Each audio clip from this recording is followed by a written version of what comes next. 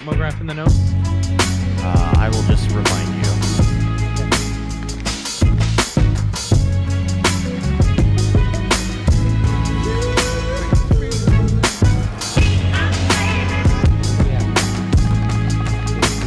There we go.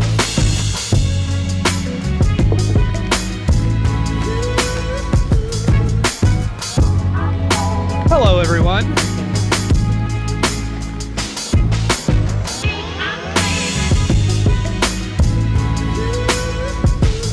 What's going on with the countdown timer thing? It was an hour behind last week, so I went an hour forward. Now it's an hour forward. I don't know what's there.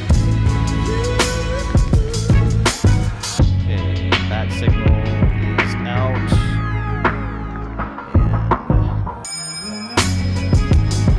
And sharing on the Facebooks. The Paul.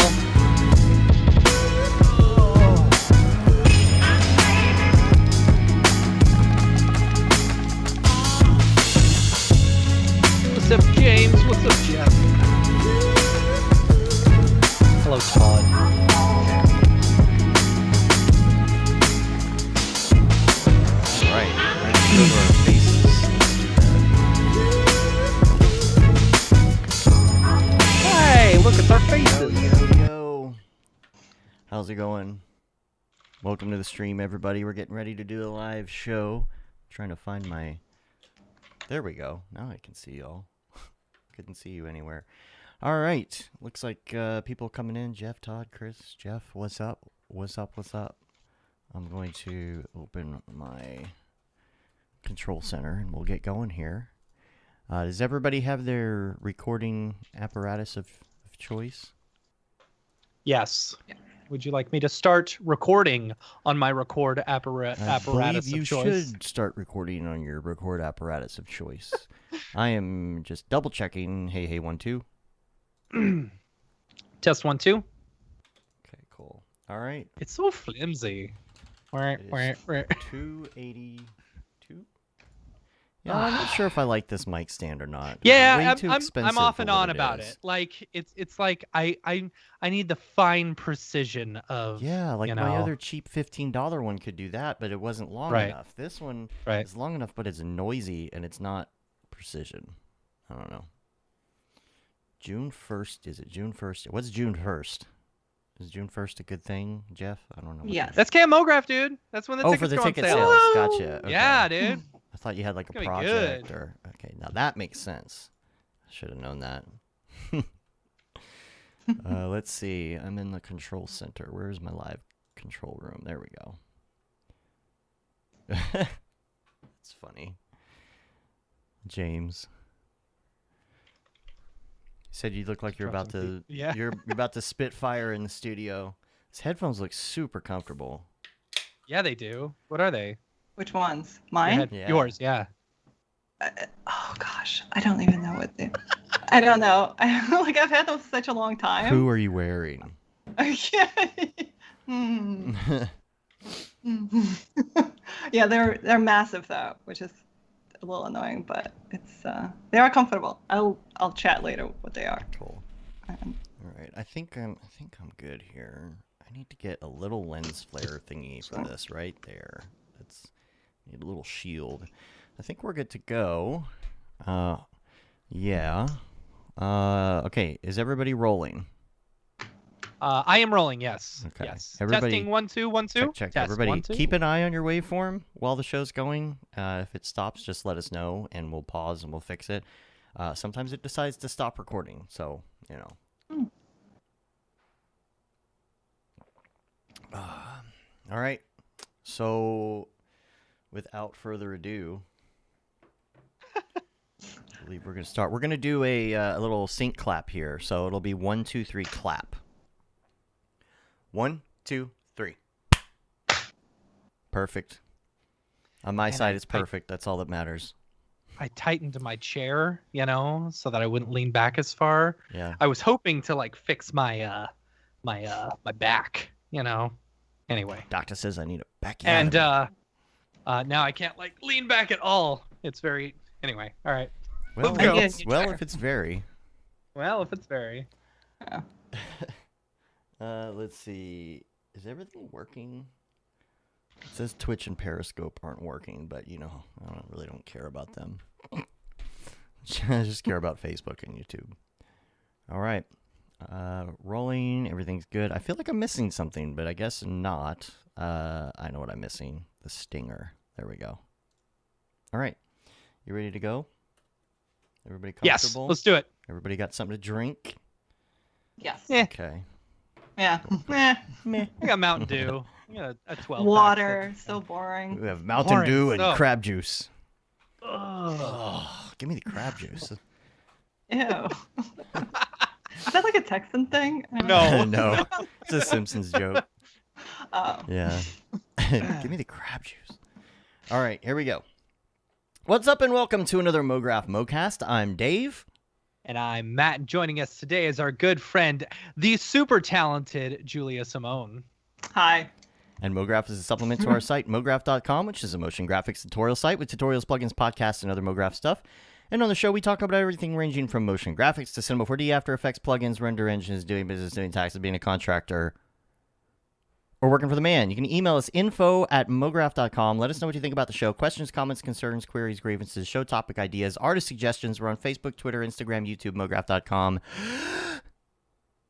We've got an email here from Sanjay, who says, I really enjoy your podcast. Moreover, the introduction to sculpting in Cinema 4D tutorial on YouTube really helped me dive in.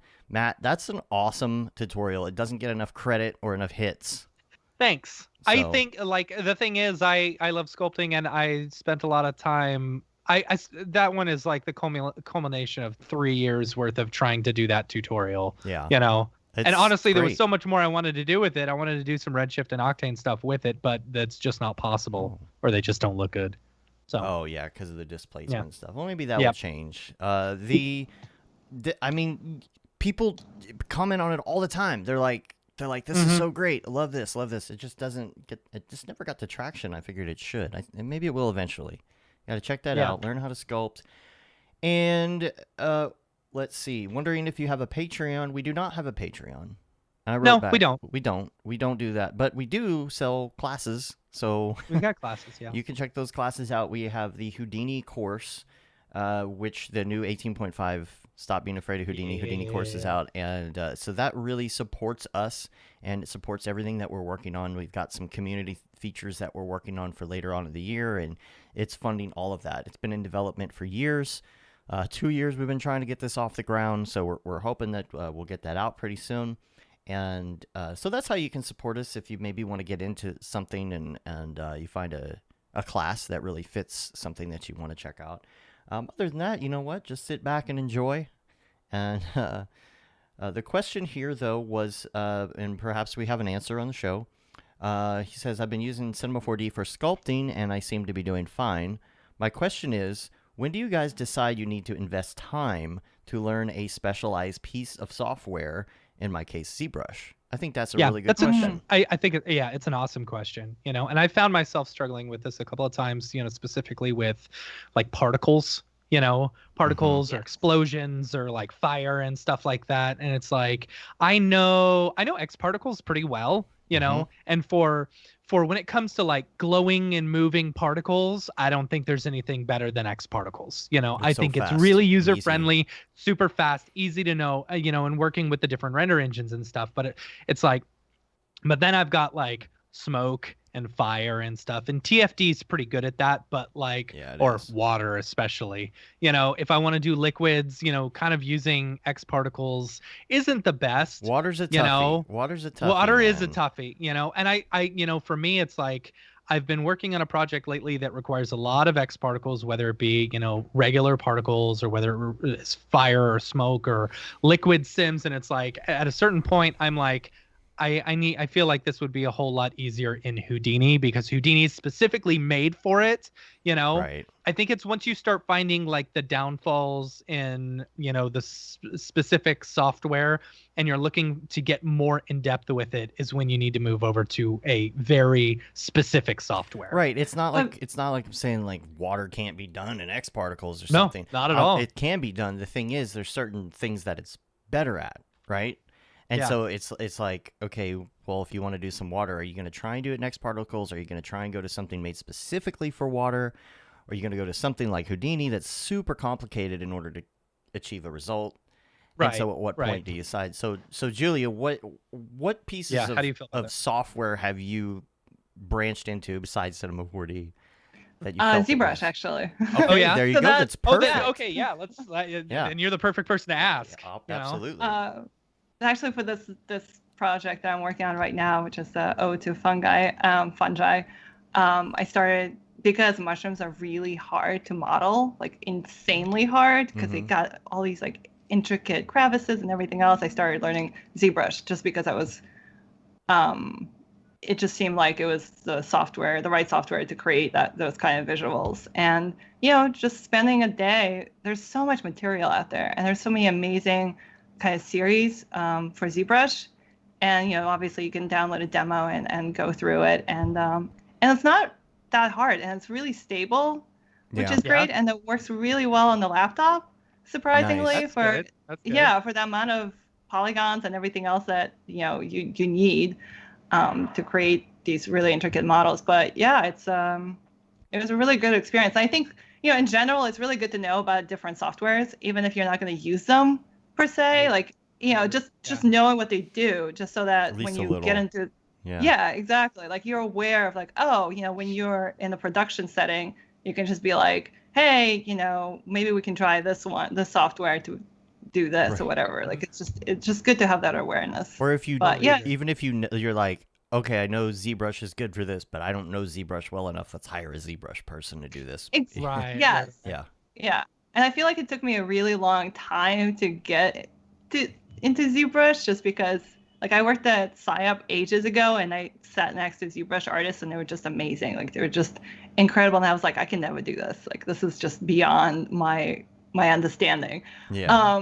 But then many years later, I feel like the software has become a little bit more user friendly, so I was able to pick it up a little bit better. So just try it out. I mean, it's all the same principles. It's all 3D space. Right. It's not. Yeah. And that's what I found. It's kind of the same thing that when Dave did the what is the best render engine, Right. Really, it's all up to personal preference. Yeah. Some people, me personally, I get confused by ZBrush, and I haven't spent the time getting into it. The layout just completely confuses me, and when I rotate around, I hate that it kind of starts turning, And so I'm like, I kind of stay away from it because I don't need to, That's kind of comes back to that X particles conversation, where it's like you decide at what point you need. Like you like sculpting in Cinema 4D would be ideal because you don't have to leave the program, and it's got many features. True. But when you get to like that last 10% that you can't do, because I mean they've got some advanced tools, but when you have a piece of software that's dedicated to a certain thing, obviously it's going to be a little more drill down. Yeah. Yeah, totally. It's like then you decide, okay, I've got to whip out the heavy machinery. Right. To do this mushroom. Right. Yeah, totally agree. So, What other programs have you dug into besides that? I worked, again, a while back, I think when we first met, I was heavy into the whole Oculus medium, tilt brush and everything else. That's right. So I did a lot of, that was what, like 4 years ago now? Yeah, it's been a while. You were into it early, I think. Yeah, it was 2017. I was like all gung ho. I was like, I'm going to make a virtual reality game, and I'm going to learn Unity, and it's going to be this amazing thing. And I presented on that, and that never went anywhere. But yeah, I was like, I feel like that's like 90% of the personal projects that I want to do. It didn't go anywhere. But you still went through it, and you still learned from it, and you still that's another point. You explored that possibility, right? And that's why having trial versions of software for something like ZBrush is great. Yeah. You try it out, be like, like I'm not saying like if you're not instantly good at something, you should give up. That's the Homer Simpson philosophy, but I do think that there's something to jumping into a program and feeling it right away, because I feel like that's always a good sign. For example, gosh, what year was it? 2016 or whenever I opened up Octane for the first time as a trial. Yeah. Instantly, I was like, oh, buying this right now.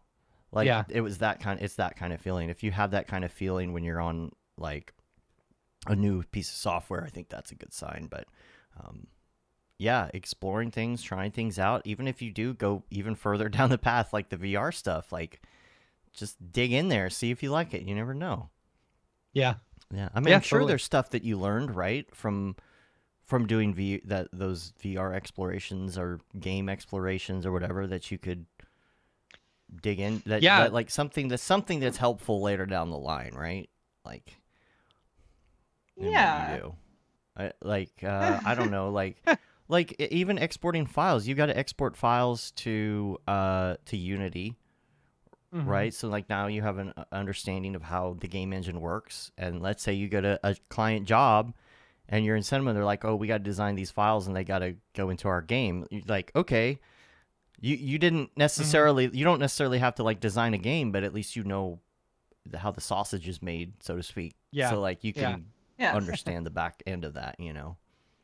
Yeah, and I think it helps if you're somewhat like running the production or whatever, like you kind of know sure. a little bit about it, so you're Mhm. not just people are telling you like, well, we can't do that. Like you can actually be like, well, actually, yes, you can, because Yeah. like I know you can. Don't just Yeah. because like I'm not a BS me. pro. Yeah.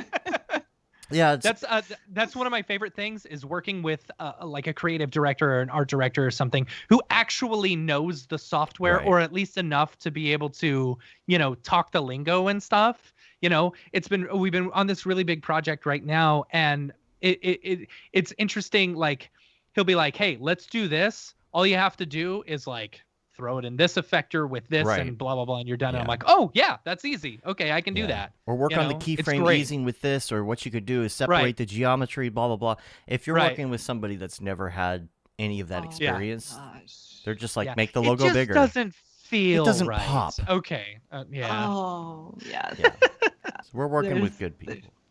Yeah. Yeah. Yeah. There's a lot where you basically have to educate the client, and you just Right. your Yeah. half of your job is like explaining what you do and why things Right. take a long time. It's like, yes, just move this over here. Yeah, but there's render time and there's lighting Right. and there's all these other considerations. It's not just snap your Right. fingers and go. Yeah, Right. just Whole- change that real quick. Yeah, you Yeah. can just slide it, move it over there, just a little, no, Just a Yeah. scotch. There, Yeah. Just like 3 pixels. Yeah. Right. Yeah, I worked at a place like that once where somebody would come in and say, oh, just move this little thing to the left real quick. And it's like, you realize I have to re-render that for 16 hours in order to move that to the left real quick. Is that really important? Is it that important to you that you can wait another day for this? Because the fire hydrant Right. needs to move to the left 1 inch. Are you sure? Yeah. And I then know the which next project day, you're talking you know what about. else you could do? What if you move that as well, like 16 hours later? Let's move this too. Okay. It's funny. Hopefully that answers the question a little Yeah. bit there. So Just try yeah. it out. It's important to try out software. You Yeah. know, if you think, okay, maybe I need to jump into this, try it out. You may find that you like it even more. You know, That's also a message to people who make software. Make a trial version. It really Yeah. is Yeah. worth a lot. yes. absolutely, Yeah. absolutely, But- yeah. Houdini Course, by the way, I did want to say, if you were taking it, somehow we had a little oversight in one of the chapters, chapter 3D, ironically. There was a little portion that accidentally got cut out. It's back in. If anybody was interested, one of our students pointed that out to us, so it's fixed. Nick was all over it. But yeah, check out the Houdini course. We are going to have let me look up the date on this. We are going to have a live special on a Thursday night that is going to be May 27th at 8 p.m. Central Time, our usual like special slot. We're going to have the Stop Being Afraid of Houdini special. It will be Mark Fancher and myself along with one of his students. I'm unsure which student at this point that's going to be, but that'll be fun. Check that out, May 27th. We got some great stuff coming up for this summer, and so make sure you stay tuned. It should be a newsletter that goes out later this week with more information once we kind of get all the artwork and and things together.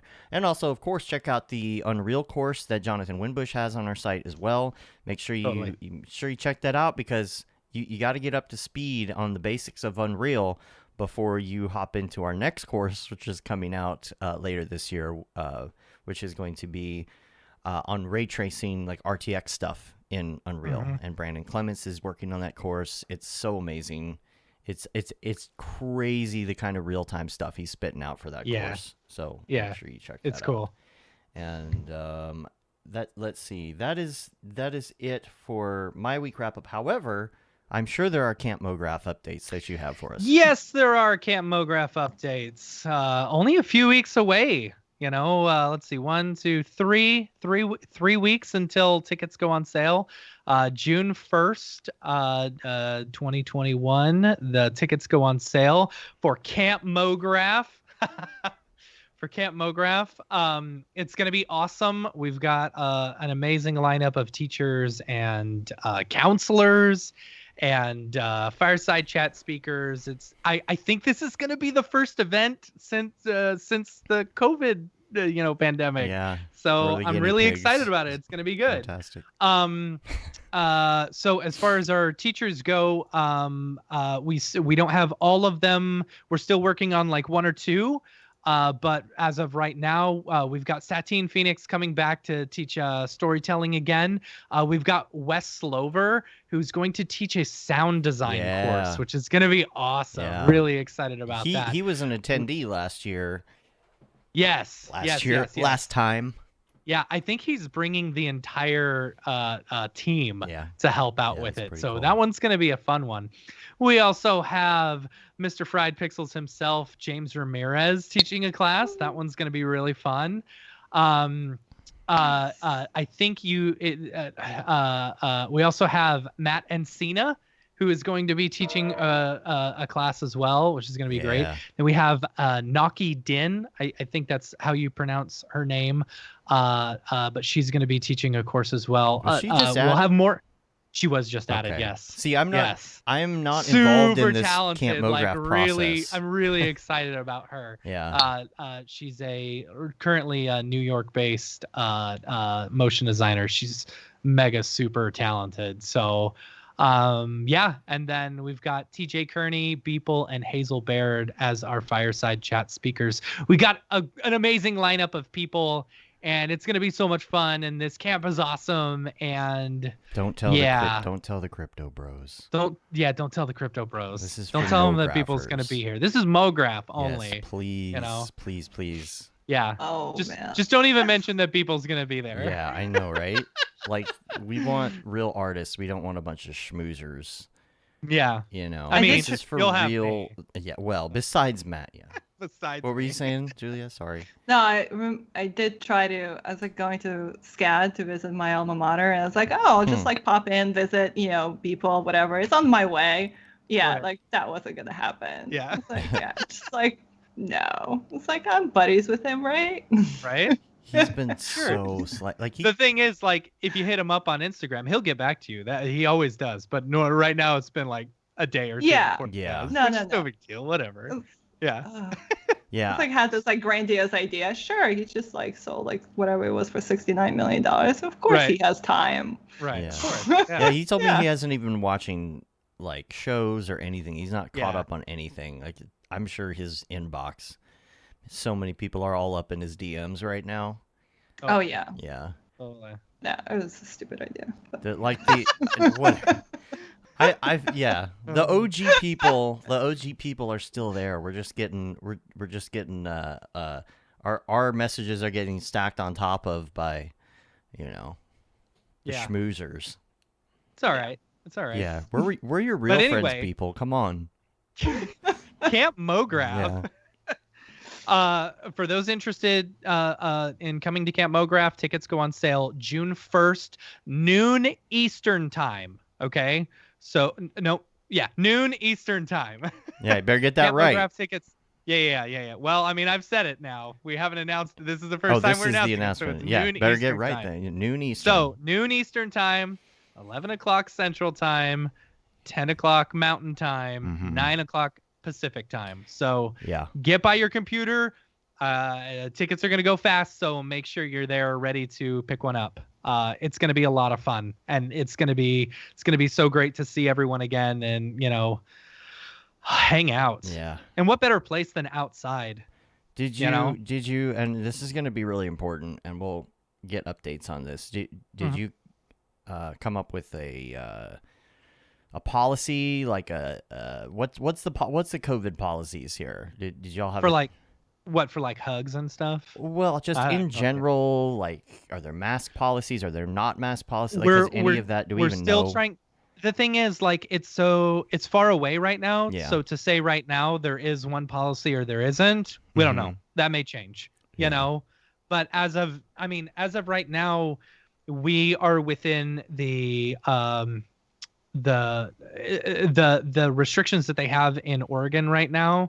We're well within that, because we're keeping it small, we're keeping it intimate, and we want to make sure that, it doesn't feel crowded and stuff. That's the way camp is always. We've always wanted Camp Mograph to be. Right. So yeah, I know it is spread out. That. I just didn't know if. And it's outside, so I'm gonna assume everything's fine. I think one of the questions probably on people's minds is going to be: is there going to be mandatory masks or something? Like what? How is that? I don't know that. Work? I don't know the answers to that yet. Yeah. So yeah. But we'll when we have more information, we'll let y'all know. Yeah. I have a feeling my gut instinct is that the mask mandate is going to be lifted by then. I feel like it's going to be like you wear one if you feel like you want to wear one. Right. If you need one. Yeah. But I don't think we could possibly be doing like forced mask wearing. Yeah, I mean, especially outside, while we're all going on hikes and stuff like that, or hanging out and talking by the fire. I couldn't see that happening. I don't know if what the restrictions will be at that point. So, it's like, it's just something good to know. It's just something good for people to kind of have an eye on, Sure. Because we can't, basically what I'm saying is we can't guarantee that people will be wearing masks at all times. Right. Right. That's basically what I'm getting at. So just in case there's somebody who, isn't sure about it, I think that's just good to know. So yeah. What else do we want to go over with that? Some sponsors? That's about it. Oh yeah, let's go over the sponsors. Yeah, that's for not sure. It. Come on, stupid Matt. Derp. Let me pull up my list of sponsors. And we want to give a huge shout out to the sponsors, of course, because without camp, or without them, camp would not be happening, or camp would be happening. It'd just be really freaking expensive, for everyone. They're helping cover all the costs of like all the fun stuff and bringing in the teachers and like paying for flights and stuff like that. All the money that they have donated, as sponsorship for this event is going to basically help you keep the price, the ticket price down, which is great. And that's something that we've always wanted. We've always just wanted to make sure that the price is as affordable as possible for an event, And so room, board, all of it is included in your ticket, including the linens and stuff. So if you don't want to bring a sleeping bag, you don't have to. I'm still going to, because, get that extra warmth just in case. But huge shout out to our sponsors. Without them, this wouldn't be possible. Up first, we've got Maxon, the fine makers of Cinema 4D, Redshift, Red Giant, and Forger, right? And then we've got Otoy, creators of Octane Renderer, and then Video Copilot. Those are our three village sponsors. So if you're staying in one of the villages, you will be staying in the Maxon, the Otoy, or the Video Copilot village. Start some rivalries. Right? Playing steal their flags, pranks on each other. Like yeah, totally. Be hazing. Like, Video Copilot village forever. Yeah. Burn their village down. Right. Burn their village down. All right, Dave Video Copilot. Yeah. Yeah, we haven't been around people very much lately. Yeah. Next up, we've got our gold sponsors, which are Grayscale Gorilla. We love them, of course, over at Grayscale Gorilla. And Minimal Massive, they're a local Portland studio. Super excited to have them on board. And then our gold sponsors are AE Scripts and School of Motion. So big shout out to them. We're appreciative of all the sponsors. If you end up getting a ticket, give them a shout out on Twitter or whatever and say, thank you for helping keep my ticket so cheap. For more information about Camp Mograph, visit campmograph.com and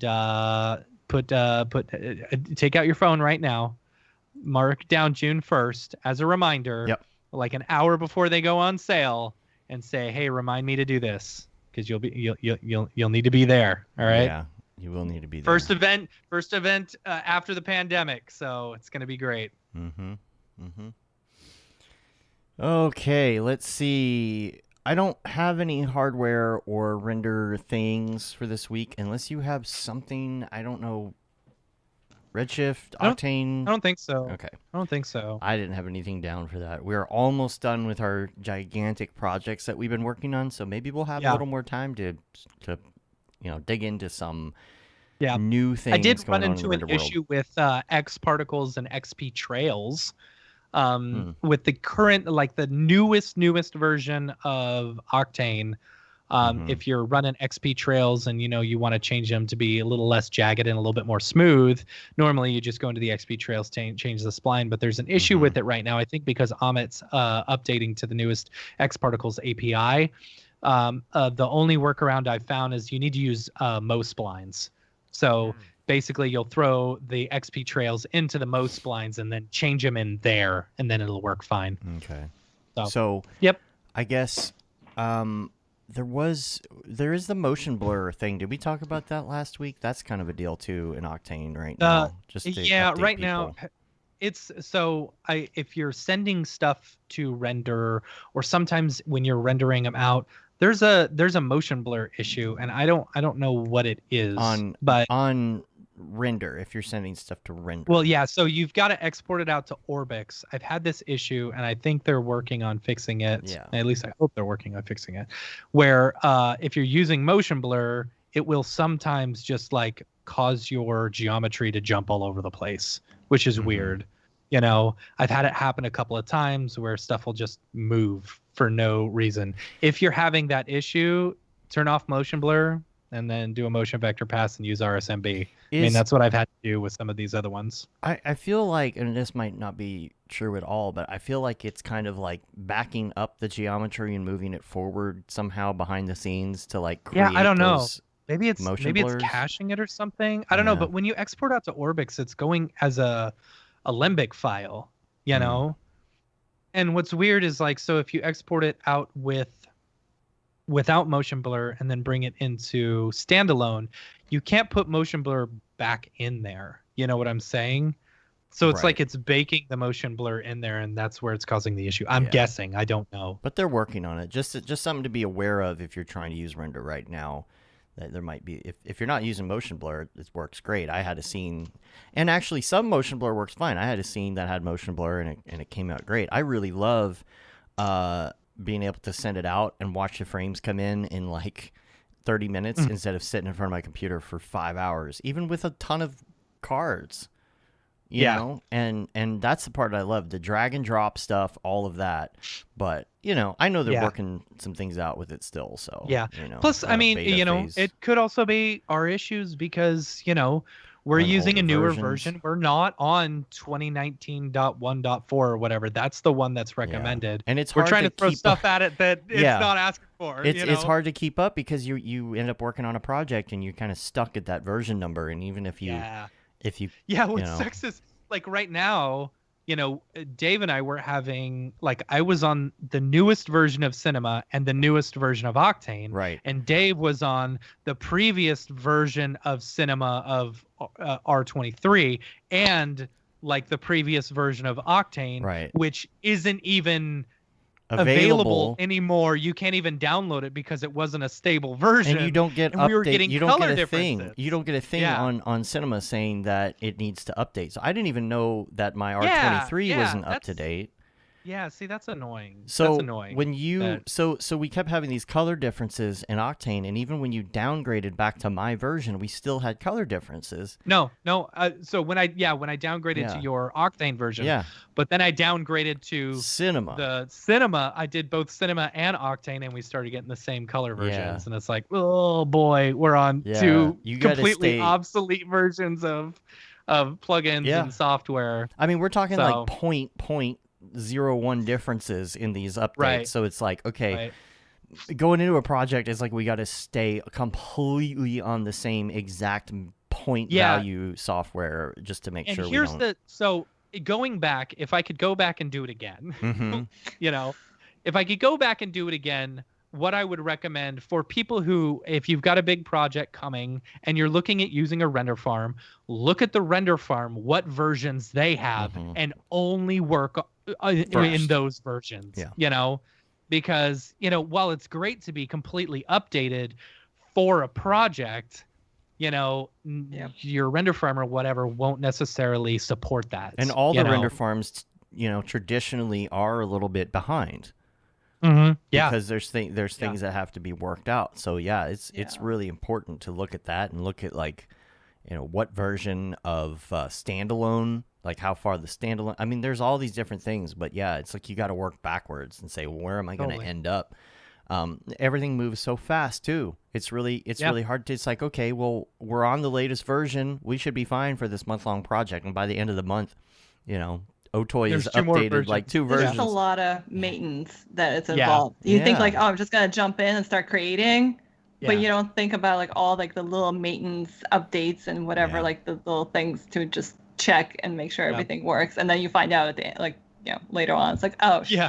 shoot, I Yeah, we're totally like don't 2 match. weeks away from Yeah. being done with this like 6 month long or 3 or 4 month long project, and it's like, okay, well, we're stuck. Yeah, you'll find It's out just that so annoying to have to pay attention to those things because you just Yeah. like, I just want to create. I Right. just want Yeah, to just build. let me be an artist. Just let me be an Yeah. artist, right? but it never Stop fails. making me update shit. Right. They'll add like they'll add like a feature that you could have really used on the project, but you're like, I can't Right. update to it because it will... Right. yeah, I don't want to risk it. That's That's true. funny. Yeah. There is that. Or there's Just the bake other everything. thing, like Basic. yeah, bake it all. It's just Yeah, like bake the everything. new version of Cinema. I don't have it installed yet because I'm waiting for this project. There's all these fun new things that I want to play with. Yeah, I can't play I know. with yet. And it's funny, like, so I had to create like basically a big gigantic. I had to. How do I explain it? So I had to do like a cloner, right? And I had to, but they were all different shapes, and I had to jam pack them together as tightly as possible, right? And so I was like, okay, cloner, push apart effector, I'll scale them apart. That'll be fine, right? But you can't, like, I want them to be able to fill every. Your Mograph. Right, exactly. So I couldn't figure out an easy way to do it. So I hand placed like 10,000 clones. What? And maybe it wasn't 10,000, but it was Okay. it was a couple thousand probably, but I hand placed every single. So yeah, And you didn't have I those started new off tools. with the cloner, got Oh. them at, I know exactly. Yeah. R24 would have been perfect for it.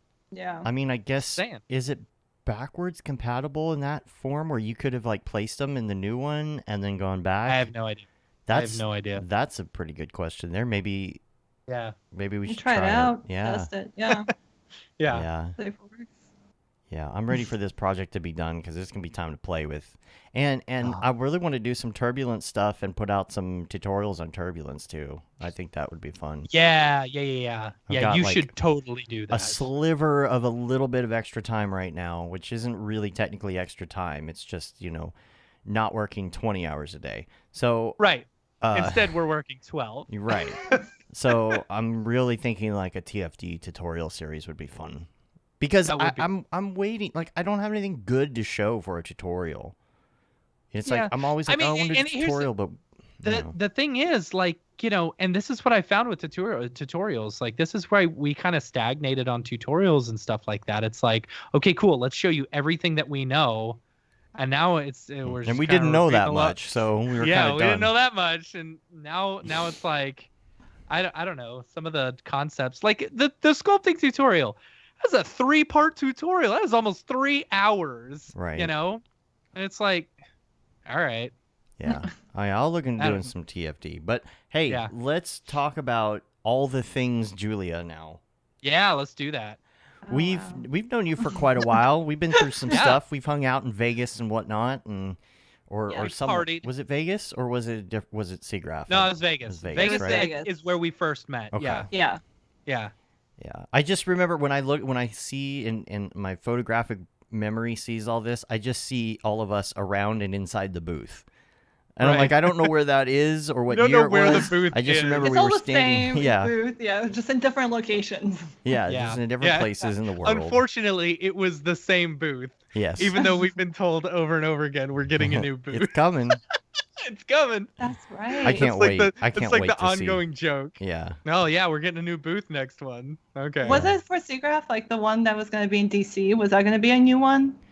NAB was going to be a new one. NAB was supposed to be a new one, and then it just wasn't. Oh my gosh, I can't wait to see the new booth. It's going to be. Yeah. The new booth is going to be great, man. Once we finally get the new booth. It's just booth. It's gonna be amazing. Right. I think they should take the old booth and take grind it up and put bits and pieces of it in the new one, so we can say like the old booth is here with us in spirit. At any We could auction it. Yeah. I would like those arches. Tear it up and create like the Maxon logo, right? Like laser cut it out or whatever on pieces of it, and just hand them out as like souvenirs. Rest in peace, the booth. Attach a QR code to it, make it an NFT. There you yourself go, a stew. Yeah, it's a good plan. Yeah. I think that would be great. Like, you could give it out to presenters, like little 1-inch pieces of the old booth, as like a memento, right? To all the presenters. Here's your 1-inch by 1-inch piece of the booth. To remember all the awesome memories of our shenanigans. Right. So let's talk about now that we rat-holed that whole thing. Let's talk about your start. The reason I was bringing that up is because I think even in just the time that we've known each other, you've been through quite a few different things. I mean, even talking about like, exploring video games and doing all of that. You've been working for a lot of different cool people, and teaching and farming. So let's start from the beginning. Where did you first get interested in doing anything artistic in this?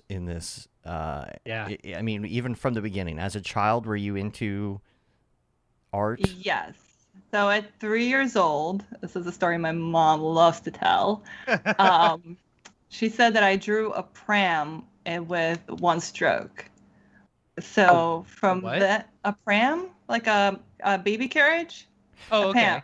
Pram, right? That's what it's called. I don't know. I've never heard it being called that. I have no idea. I think it's. Now I have to Google it. I can Google it. That could be right. You're probably right. I've probably just never heard of it. Maybe not. Yeah, like a baby slow. Pram. Yeah, a pram. I just never. No, you are absolutely right. I've never heard that word before. I'm just very uneducated. Well, it does say it's a British word. Oh, okay. A 4-wheeled carriage for a baby pushed by a person. Is it not called a baby coach? No, but it's a very specific. It looks very specific. It's not just like those like modern ones that you have now. It's right. Okay, yeah. Right. Yeah, it's one of those fancy ones that like the Mary Poppins bounce up and down or type. something. Yeah. The Mary Poppins. Yeah, exactly. Yeah. So at 3 years old, I drew that with like one stroke, and from then on, she decided I was gonna be an artist. So she kind of just guided me towards that, being an artist, and I went to an art school, but it was all like fine art. So it was a lot of like painting, and I guess my specialty was portraiture. So I did that for a long time, but then once I got to college, it was more just, how do I make money with all of this? Because obviously I'm not going to make money as a, portraiture person, artist. Right. So I went to advertising art, and I did my, I guess, undergrad was in advertising art, which was kind of lame because it was I went to this school that didn't have an art program really. They kind of stuck the art kids in the horse carriage. a house that used to You a mean a horse building. coach? You mean a like pram? where A they horse pram. A horse yeah, like pram. it was a building, like a small little building that was meant to store horse carriages. And they Okay. stuck the art kits, and it was all the way on the other side. Like you had to like hike out of campus to get to Yeah. this building. Nobody And ever that's- cares about the Right. extracurricular activities. Right. Throw It them was in the like a back. walk, I guess. Yeah. Just send the art kids out to the stables. Pretty much, yes, that's Right. exactly what it was. Right. Nerds actually. need more exercise. Make them walk back there. Oh man, it was yeah. They didn't have any computers. It's like we're gonna talk about typography, but we're gonna draw it. Oh boy. Yeah, it was one of those. Okay. And then after that experience, I went to graduate school at SCAD, so that just kind of like completely changed Yeah. and everything for me. So yeah, and that's when I started doing my MFAs in computer art with focus on 3D really. Mhm. And I learned Maya there, and I did a lot of character animation, 3D character animation there. What And made that was you really want fun. to jump into like 3D versus, the other path or whatever? Like 2D Yeah. graphic arts and all that. Yeah. So I did take an elective at the undergrad, and it was on 3D Studio Max actually. Okay. Mhm. And that kind of changed. That opened myself up to like this whole other world of 3D. And then I went to SIGGRAPH because my professor told me like, oh, you can go as a student volunteer. That's cool. And That's it cool. was amazing. It was like Yeah. anybody listening who's a student, possibly like definitely. I don't know how it works with COVID now. I don't. Yeah, but if you can, definitely apply for the student volunteer program at SIGGRAPH because they, if you write like a really good essay, they actually send you. Well, they used to. I don't know how it is now. Maybe like the budgets are different, but they used to pay for your plane ticket. Oh wow. Yeah, and they put you up Wow. for like a whole week. You do That's have to work awesome. a lot. Like you do work like 40 hours a week. Yeah. And but then you also meet a lot of great people and you establish Yeah. a lot of connections. Yeah. So that's how I learned about SCAD was actually because they had a booth at Yeah. SIGGRAPH. So that whole thing started my journey. And Pixar was just, kind of coming out with all their, big movies like toys and everything. So that was really cool. Yeah. Cool. That's cool. Yeah. So it Okay. was really fun. Man, So, yeah. it's amazing. It's amazing how like one elective completely change your life. Because for me, high school, in high school, I wanted to take. I didn't even want to take this. My friend signed up for it, so I signed up for a video class as well. And it's like the second I got in that class, I'm like, oh my gosh, I love this, and it completely changed my whole life. Yeah. No, it's One true. elective. Yeah. I did do web design. I feel like web design for a lot of people, like back in the day, was kind of like the gateway Yeah. to Yeah. everything else, to motion graphics. It was either the gateway or the fallback. Right. It's like I like the Like, design I part get of it. this, Yeah. but the code Yeah. part of this is awful. Yeah. Yeah, Yeah. that's true. Well, this was before it got complicated. It was still like action script, and I mean, I don't know what it Right, was. right. Flash. It was all Flash, based. director, Yeah. Shockwave. Yeah. So it wasn't like too difficult yet, because Flash, like you can do like arrays and you can set up things like that, but Yeah. it wasn't too complicated. So yeah. My That problem was- was always that I would design these really fun, intricate things, and then I realized that the file size on them was way too big for the internet. Yeah. Yeah. You gotta create that loading bar. Yeah. All right. That's right. Forgot about that. I couldn't figure out how to create the loading bar. That was the problem. Even that was too much code for me. So, I only learned ActionScript 2. It wasn't any of the ActionScript 3, man. That stuff just like totally confused me. I was like, it's easy. On mouse click up, Right. do this. yeah. None of the other It is code. interesting how something like that can change your path, like something little can change your path. And I don't know if I ever told the story about being in high school, but I actually, the first day of high school, my freshman year, I had already been into computers for years, and My dad had bought me and my brother on our first computer a copy of Autodesk Animator, which was a DOS program only. Couldn't even get to it in Windows, and so we had all these animations, and I was working on doing like shooting a video script with my friend, and so I was writing it down. And my first day of high school, they screwed up my entire schedule. I had 3 classes. 2 of them were like break periods and a lunch and like one art class that I never even signed up for in the first place, right?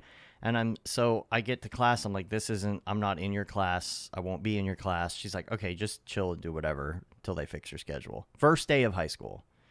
She sees me sitting down with this little binder because I'm not doing anything in her class, and I'm going through my script notes, and she's like, what you doing there?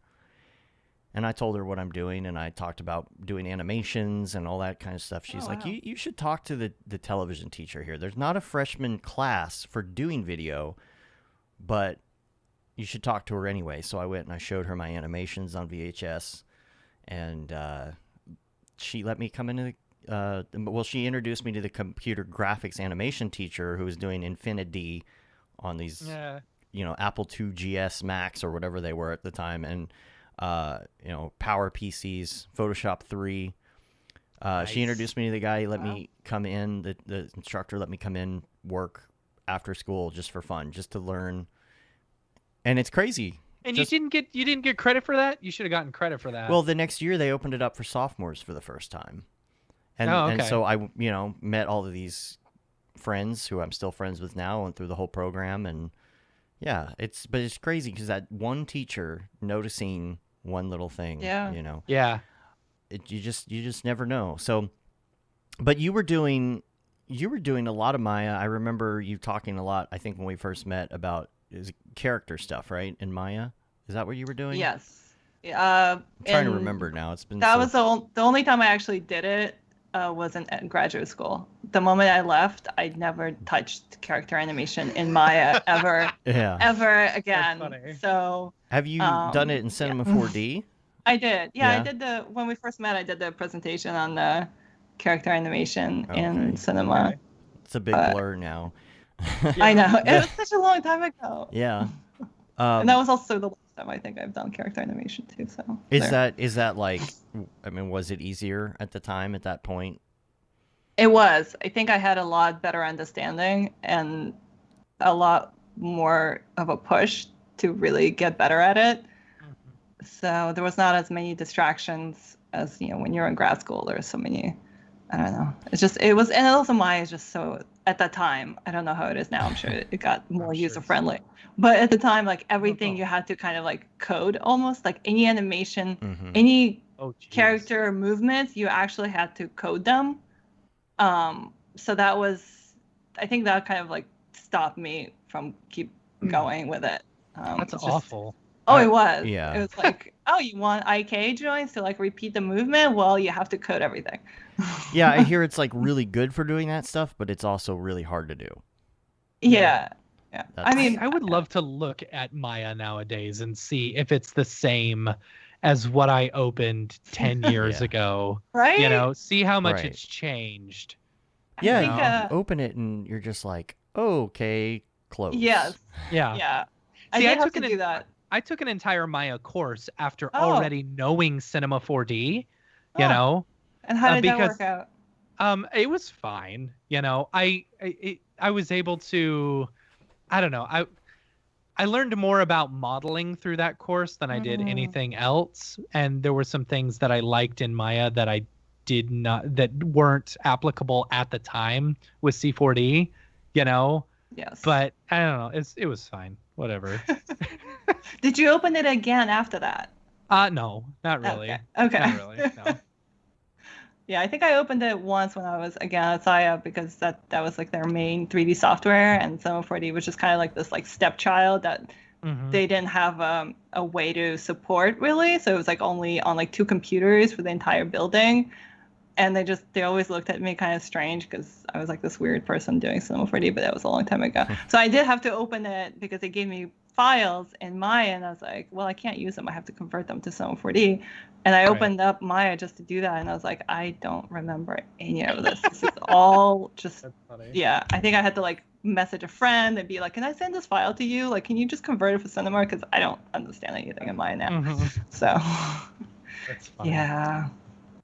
I don't know. Like I enjoyed it to an extent. I feel like if I had my knowledge that I have now versus what I had then, I might have enjoyed it a little bit more. But I don't know. Yeah. Whatever. Nah. I mean, I have a lot of my Maybe I would graduate enjoy school- it a lot less. Right. Yeah. A lot of my friends, like from grad school, they obviously like that's what they use, and they're excellent at it, and they're amazing, and the stuff that they do is just insane. But it's just not. Just my brain doesn't compute that way. I don't know. Right. Yeah, character animation for me is almost up there with like doing programming. Right. I'm just like, Yeah, I don't love character animation. yeah. Like the other day, so I was thinking about this, and I don't know if there is a way to do this, in cinema. Like I was thinking about stop motion, and so like, in stop motion, you can like grab a character's hand and move it up, and like, everything's it's clay or whatever, so it all like it sticks together. I would love to see a way that like it's like an auto rigger or something, or say this entire thing is like this dense, so stick it all together. You know what I'm saying? So where when you can grab one little area and pull it, like the other stuff reacts to it. You know what I'm saying? Well, I guess that's like IK, setting up your It's IKs. kind of Yeah, like but IK. I don't want to set up an IK. Yeah. You That's what just I'm want it saying. to- Like, yeah.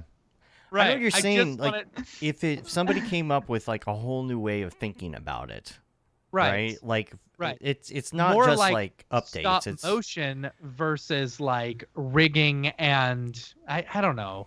Well, you can just use Maximo for everything. Yeah, Yeah. I hate using Mixamo. I hate using Mixamo. Man, I there's so know. many. There's Everybody so many, knows that you're using it.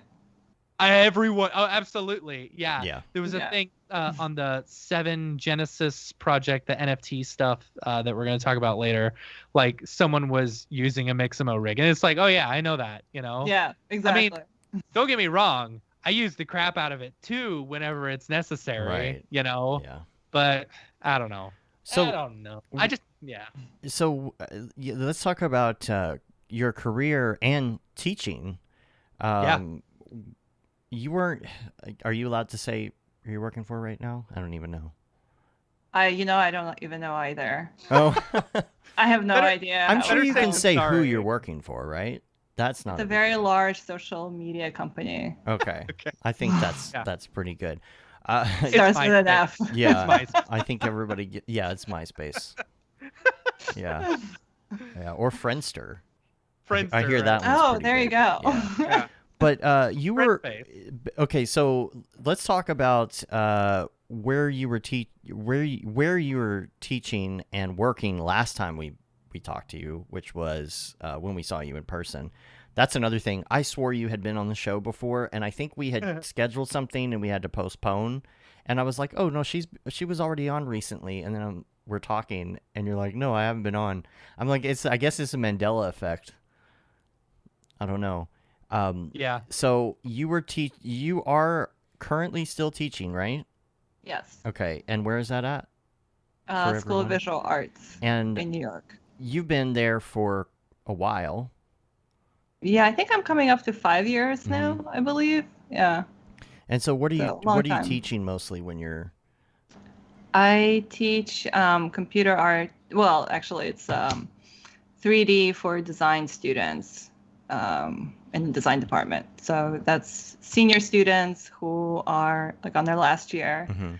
and they take it as an elective to, and that's, because they're design students, it's more design focused.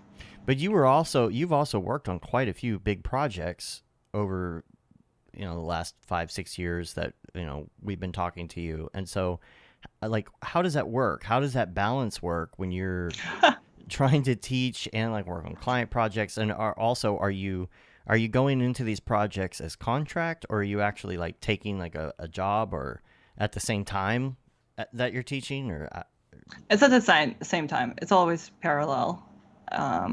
That can be an issue. So, I mean, most of my employers, most of my clients have been very understanding, and they usually, like, they pretty much always are, that, you know, I have a commitment at, you know, a certain time of the week. So there's been cases. I did work on an insane project once for a company where they actually asked me to come back after my class, which was, you know, my class finishes around like 9:30, and they asked me to come back after that. And they didn't really want me to leave to go to the class to begin with. And I was like, well, it's my finals. Like, I kind of have to. So that was probably the only time I actually had a challenge between, you know, my commitment to education and commitment to work. So other than that, it's been very smooth. I think everybody kind of wants, you know, more students who are capable of coming out, you know, and feeding the industry, and, you know. Well, Brodeur does the same thing. He balances, you know, doing teaching and doing other work. And so, I mean, I guess I act like that, you know, how can you possibly juggle that? But, you know, we kind of juggle multiple jobs too by working 15 hours a day. So I guess that's probably the answer. But when it comes to, like, obviously you've got breaks in your schedule with school, which is probably helpful. You know, you're like, okay, well, you know, it's May right now, right? So at the end of May, do you have summer classes that you're doing, or? No. I'd like to have actually summers off completely. I didn't get that last year. I worked through the summer, and I'm feeling it now. So do you generally try and take like more work in the summer, or do you try and like bring everything down? I'd like to just bring everything down. Like, I'd like to have at least a month off. That's and nice. Just that's why I love freelancing, is because I am able to do that. So, you know, you just budget, finance yourself the time to do that you can just take off and have that time to yourself in the summer. And also, like, in Northeast, you know, our summers are so short, and it's just such a shame to work through these, like, really nice days in the summer. And for us, we're like, this is a great time to work because everything outside is melting outside the window. Let's just stay right in here, crank the AC. So yeah, that's interesting. Like, taking a break is hard to do for a lot of people. Either number one reason is going to be, you know, money reasons, of course. Yeah. Like, a lot of people just can't afford to do that. But then you've also got the dilemma of, like, when you can afford to take a month off. Like, I feel like I could probably take a month off in July if I wanted to. However, I'm not taking a month off in July because, like, there's so much stuff. Like how, like, do you completely turn off, or is there some kind of, like, okay, there's emails here and there? Completely turn off. I just don't want to. I don't want to deal with anything, like any of the noise and everything else. I don't know how you do that. I guess that's good, especially you know, having. Well, when you have a farm, you gotta dig in the land and all that kind of stuff. Like, you're just basically putting in 12 hours, like, outside, just back-breaking work, and then you just can't do anything else after, you know. Yeah, it's easier. I think literally bought the farm, so. Yeah. Can y'all hear me? Yeah. Sorry. Okay. Sorry. It's all right. No. We were just ignoring you. No, I was gonna say it's also easier when you've got, like, a job, you know, versus, like, being 100% freelance. Because the hard part about taking, like, a month off when you're 100% freelance is that you've got to be lining up those next jobs. Right. You know, if you go one whole month without doing any of that and you don't have anything lined up, then that could become a 2-month or a 3-month, you know, vacation. Do you feel like that? Does that help your process? Like, will you maybe you do a month off, and, like, during that time, like, creative juices flow, or do you feel like it takes you a while to ramp back up? Yeah. Or is it like, oh my gosh, I had all these ideas in the last month. Now I'm ready. Yeah. Is it helpful? I feel like it clears my mind. Yes. It just, I don't feel so overloaded with everything, because, you know, our industry is just so hyper active. Like, there's all these, like, new things that constantly hitting you. You know, you're checking your Twitter feed, and there's just, like, bombardment of stuff that you need to be on top of, and just, it's just, like, overwhelming amount. So just having that clarity is I feel like it like cleanses my brain. Yeah. And then I'm more open to all this information flooding back in. And I'm like, okay, I can accept this now. It's like you Gives take you a that chance month to off. just decompress. Yeah, absolutely. Yeah. You take that month off, you come back, and all of a sudden NFTs exploded, and it's like, where did this come from? Yeah. Oh, You know, that or did something. actually, NFTs exploded and then have already gone away. yeah, it did happen to me. That's something similar, but it was more just I had something very tragic happen like 3 years ago, and after that I just kind of like I shut down and I just did what I had to do. I didn't really like pay attention to anything. I just tried to kind of go along my day and just bare minimum really. And then the NFTs came up and there was all this hype, and I just kind of like started paying more attention and started coming out of this fog that I was in. And I was like, wow, I missed so much in those like 3 years that I just kind of slowed down a lot in my productivity. Well, I was productive, but it was more like psychologically. Right. Just psychologically, I didn't want to. Yeah, just like trying to recover from the trauma. I was like, oh wait, there's like all this new things, and I'm just starting to catch up on it. Yeah, like Omega says in the chat here, it's hard not to work. Like I feel that way even like on a regular day. It's like we're working so hardcore. Mm-hmm. It's that, oh, you only worked an 8-hour day today? You should feel bad about yourself. That's where my brain goes, and it's like, no, like why? I can't wait to get back to an 8-hour day. Right. Gosh, I would kill for an 8-hour day right now. But then you watch Netflix at night for like 5 hours and feel like you wasted valuable time or something. Dude, I played 2 hours of Pokemon Snap last night. It was awesome. I don't even know what that is. Oh, it's so fun. Yeah. It's so fun. You might as well just say Pokemon random words. I played Pokemon Bing Bong last night, and I don't even... Snap. You just take pictures of Pokemon, Oh, wait, is that the same thing as like the old school game on Nintendo 64? Yeah, totally. Oh, they redid a new one for the Switch. And me and my wife played for like 2 hours last night, and she was terrible at it, and we were laughing so hard. It was good. It was a nice little break. It's good to have a little break. Yeah.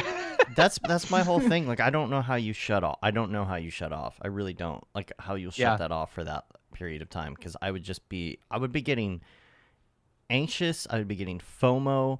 I feel like when I take some quote unquote time off, that after a day and a half, I'm already bored. Unless I'm on like vacation, but I can see that. I can see that. Being at home and taking some time off is a lot different than going somewhere and taking some time off. Like we did my brother moved to Texas, and I went with him. I drove with him, moving down, and we stopped off in Denver and hung out with David and Ariev, David and EJ. And it that like I did not like care about Slack or anything like that. It was so nice to just get away. But when I'm at home and relaxing and chilling, I'm okay with Slack. Slack's all right. I'll be on Slack basically the whole time. That's kind of a vacation. So you got to have something to do then, I guess. Right. Yeah. Yes. Yeah. I have a lot of hobbies. So That's I good. think, well. Tell us about the farm. Tell everybody. It's not that great because it takes me away from, things like focusing. Because I look at people's stuff that they're creating and they're posting on Twitter, and it's like, oh my gosh, this stuff is amazing. Like I want to do that. But then you think about it, like I also want to farm and forage and do all these like million other things and build fences and whatever else. Like it's like, oh my gosh, but I can't do all of this if I want to just focus on creating something amazingly beautiful in cinema, but I have all these other distractions.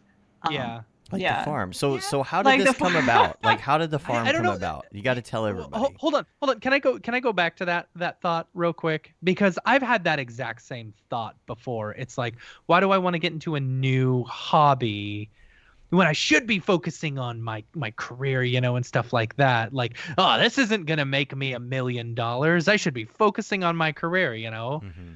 But it's like, you got to have that stuff, You got to, otherwise you're just going to go insane. Right? I feel like some people, that's what, I don't know. Maybe it's just a perception I get just from the, just the social media, but I feel like that's what they do. It's just like they sit and I guarantee you, I guarantee you the number of times I've seen some of your Twitter or Facebook posts where you're out in nature hiking around, I've been like, oh, I'm so jealous right now. You know, she's got a farm. I want to be working on a farm. Oh, you know? please. I need all the help I can get. next Camp Mograph on my farm. Come on. Oh, that's a good idea. There we go. Nice. I got space. For everyone. How much acreage? Can we do like a whole like Woodstock thing? Bring a giant stage, get lots some of bands mud and stuff like that. Yeah. Yeah, there's mud. spirits. I got mud. Mud for everyone. That's funny. So okay, so how did this come about though? Because how does one go about getting interested in a farm and then buying a farm and then managing said farm? Yeah. Is it just like Farmville? It's that easy, right? Yeah, I wish. No. Well, I started small, I guess. I started just kind of clearing out a piece of land on my parents' property that was like a big jungle, and I cleared it out and I made a garden there. And I was like, oh, I'm going to start homesteading and it's going to be great. So I did a lot of that, like gardening and trying to be self-sufficient and all, figuring out how to can things and whatnot. So how that big was are we fun. talking? Like, are we talking like an acre? Are we talking like a small garden? No. Like what it was size? It was like a medium size. It was like maybe a quarter of an acre, I guess. Okay. But it was a lot of beds and it was fun. That's still huge. Yeah. Yeah. No, it's Like, it was a lot of my work. lot size for my house is a quarter acre, and that's a lot. I couldn't imagine like dealing with that much. That's a lot. Yeah. It taught me a lot. It taught me not to put a garden next to a forest and but and there's always everything wants to kill everything. So Yes. yeah. So then from then on, when the pandemic hit, and I've been looking for a property for a while because I was like, well, I want to expand, I want to make it bigger, and I also don't want to, kind of, like my parents love me and everything, but I don't know, like I don't want to impose on them all the time. Right, of course. So, so it's like, all right, well, probably need to have my own piece of property. So I started looking for a long time, actually, for probably like 2.5 years or something. I've been looking, and then finally I found something right before the pandemic hit. So right before, in the middle, not in the middle, like when pandemic hit and we had a lockdown in the city. Okay. That's when I found a place. But thankfully it was like the first or second month of pandemic. So I was able to put in an offer and, the sellers were very nice. So but there was a lot of things to work out because again, That's the good property. timing. That's Yeah. great Oh timing. my gosh. It was like the most amazing time. I'm so lucky. Yeah. Because otherwise like that property would have been non-existent. But it Yeah. was abandoned for 2 years. So it needed a lot of work. It still needs a lot of work. So I spend my weekends and How far is it? It's only an hour outside of the city, so it's not too far. That's not bad. It's perfect. Yeah. It's a perfect distance. And it's a lot It's of like a normal commute for Texas. Yeah. Are Yeah. you able to stay there? Like, is there a place to sleep and There's all a of house. that? Yeah. Okay, so Yeah. you I don't have have to like go back and forth every night or something. No, Okay. no. I have my computer, like another computer that I got, so I can do work there as also. So I have two setups. So. Oh man, that would be fun. Like, I need to get creative. I'm gonna go to the farm and just like. Yeah. And it's great too because I work on the West Coast time, so I don't start work until later. So in the morning I can do all like the Milk weeding. the cows, animals? right? Do you have any animals? So they were horses before, and there were lots and lots of chickens because they had 2 chicken coops. I just demolished one of the chicken coops because it was old, but And the chickens with it? yeah, right. Yeah, see, I don't like the farm animals would be great, but it's more, I don't know. I'm still uncertain about it because it's not a full-time farm. Mm-hmm. So unless we have unless I find like a farm hand, hand, it's not going to have animals. It's just going to have lots and lots of vegetables and That's orchard. okay. Yeah. So we'll see. So cool. That's so But- cool. Again, Mograph camp location. Yeah. Right. Just Yeah, I think come to Jersey. It's beautiful. I think a good question to ask is, what has farming taught you about motion graphics? Right. I don't know if you have an answer for that, but that would be a fun one. Patience. Okay. Oh, that's good. Okay. Yeah. Yeah. Do you feel like you come back to work like more centered, like, or do you or does like it have the opposite dread effect? coming back to work? You're no, I wanna love be out coming on the back to farm. work. Yeah. Well, I love coming back to work because I am all sore and achy. Right. And I don't want to just deal with any of the mud and carrying things and whatever else that needs to be done. So it's a good kind of like balance, yin and yang, I guess you would say. Yeah. Totally. I go to break my body on the farm and I come back, To heal your body. Exactly. Funny. With motion graphics. Yeah, with motion graphics. And so what kind of mushrooms have you found on the farm? Yeah. No, well, actually, my husband is trying to start a mushroom farm. Cool. He did inoculate a bunch of logs, so we'll see how that goes. Wow. So you're actually doing that's so cool, because like I follow a bunch of people who like grow stuff on TikTok, and I'm like, one day I'm like, oh yeah, I'm gonna do that. I probably won't, but like they buy these packages, they like you cut open or something like that, and the mushrooms just grow out of it. It's like I don't know what kind it is. But, are these mushrooms that people potentially use for recreational activities, or is this just in general? No, I'm just curious. No. Actually, I've only done that, I think, twice, and both times I had a really terrible experience. So I don't. I think I just like do that the wrong way. Yeah, so I think I'd have a terrible experience as well. Oh, it was. Yeah. Yeah, no, it did. I was like, why can't I stop this? Why is this happening to me? Like, I just want to control everything, and this, yeah. That's so funny. That's not really for me. But no, they're more like they're medicinal and they're for food, and there's I mean, I can talk about fungi for hours and hours, like a separate podcast. How did you? Yeah, the fungi podcast. Yeah. What even got you into that in the first place? Like how? Yeah, how do you get into that? How does one become fungi curious? When I was little, it always comes from childhood, right? Like my parents took me foraging and for mushrooms, and that was the thing that we did, and Cool. Oh. So they had some background on it as well, and this is just from being around it, I guess. Yeah, I don't know. I've always had a fascination with mushrooms. There's so many of them, and they're all so different. And if you think about it, I think it's the largest organism on the planet is a fungi, like this one massive fungi. It's on the ground, but it's and it breaks down. Like it pretty much does the heavy lifting for the earth. Like it breaks down all this nutrients, and it puts nutrients in the soil. It actually feeds the trees, and it has these like symbiotic relationships with nature. I mean, or like trees and things. So without that, you wouldn't really have this ecology that we have right now. So they're just so fascinating, and they just come in so many different colors. I don't know, and shapes and sizes. It's just Camp Mograph. You're gonna have to just take everybody out on a. Yeah. It'd have to be an unsanctioned. Because Oregon has some good ones. Has some really good ones. Yeah. Yeah, there's probably a lot of boletes which are tasty and delicious. Yeah. It'll be an unsanctioned course. We can pick some and then unsanctioned. Yeah, we'll pick some up and then see if we can cook them in the kitchen. Yeah, could be a mushroom cooking. Yeah. No, there's got to be a disclaimer. There's always a disclaimer. People should not. Okay. Anybody who's listening and getting interested, do not pick random mushrooms. Like this is something you have to study for a very, very long time. Right. So yeah.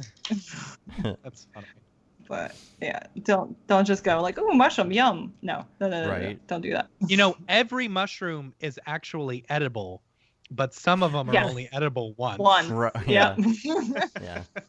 Yeah. That reminds me of the people say things are natural. Natural flavors. What is that? Yeah. Oh, let me look at this. Natural flavors. So you know what? Uranium is natural. Yeah. Anyway, I want to get in some Mograph recommends here, and but I've got some links. Oh, before we do that too, tell us about the SVA BFA Design and Advertising Industry Review. Oh yes, so that is happening next Thursday, so May 20th. My students are having their industry review, which is kind of like their final graduation projects are being previewed for the industry people. Yeah, awesome. it's I don't have a link for it, but on Instagram, if you look up SVA, they'll have it. And yeah, usually it's really fun. It's at the theater, SVA, usually like before pandemic, it's at SVA theater. It's a big party. There's wine, there's hors d'oeuvres, and everybody gets together. I get to see a lot of people I haven't seen in a while, my peers and other shops and companies, and we get to see some really awesome students work. But unfortunately, this year it has to be virtual, but still really good. My students this year were awesome, just incredible work that they've done. I think it's probably because they didn't have as many different, what's it called, just distractions. Because they were at their parents' house, and really all they could do is just render stuff. So that's how they got. so that's how they get away. Go to school. Yeah. Yeah. So their work is really good. Yeah. Because they don't have like New York City distracting them. Right. Yeah. That's funny. So, yeah. Check it out. A couple links I wanted to do real quick is first of all, Matt put this in the notes.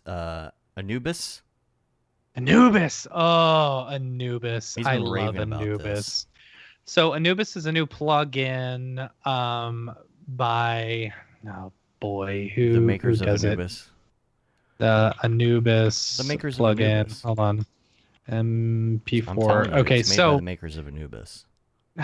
it's Battle Axe. Yeah, Battle the Axe, makers of people who Anubis, do yeah. Battle Axe.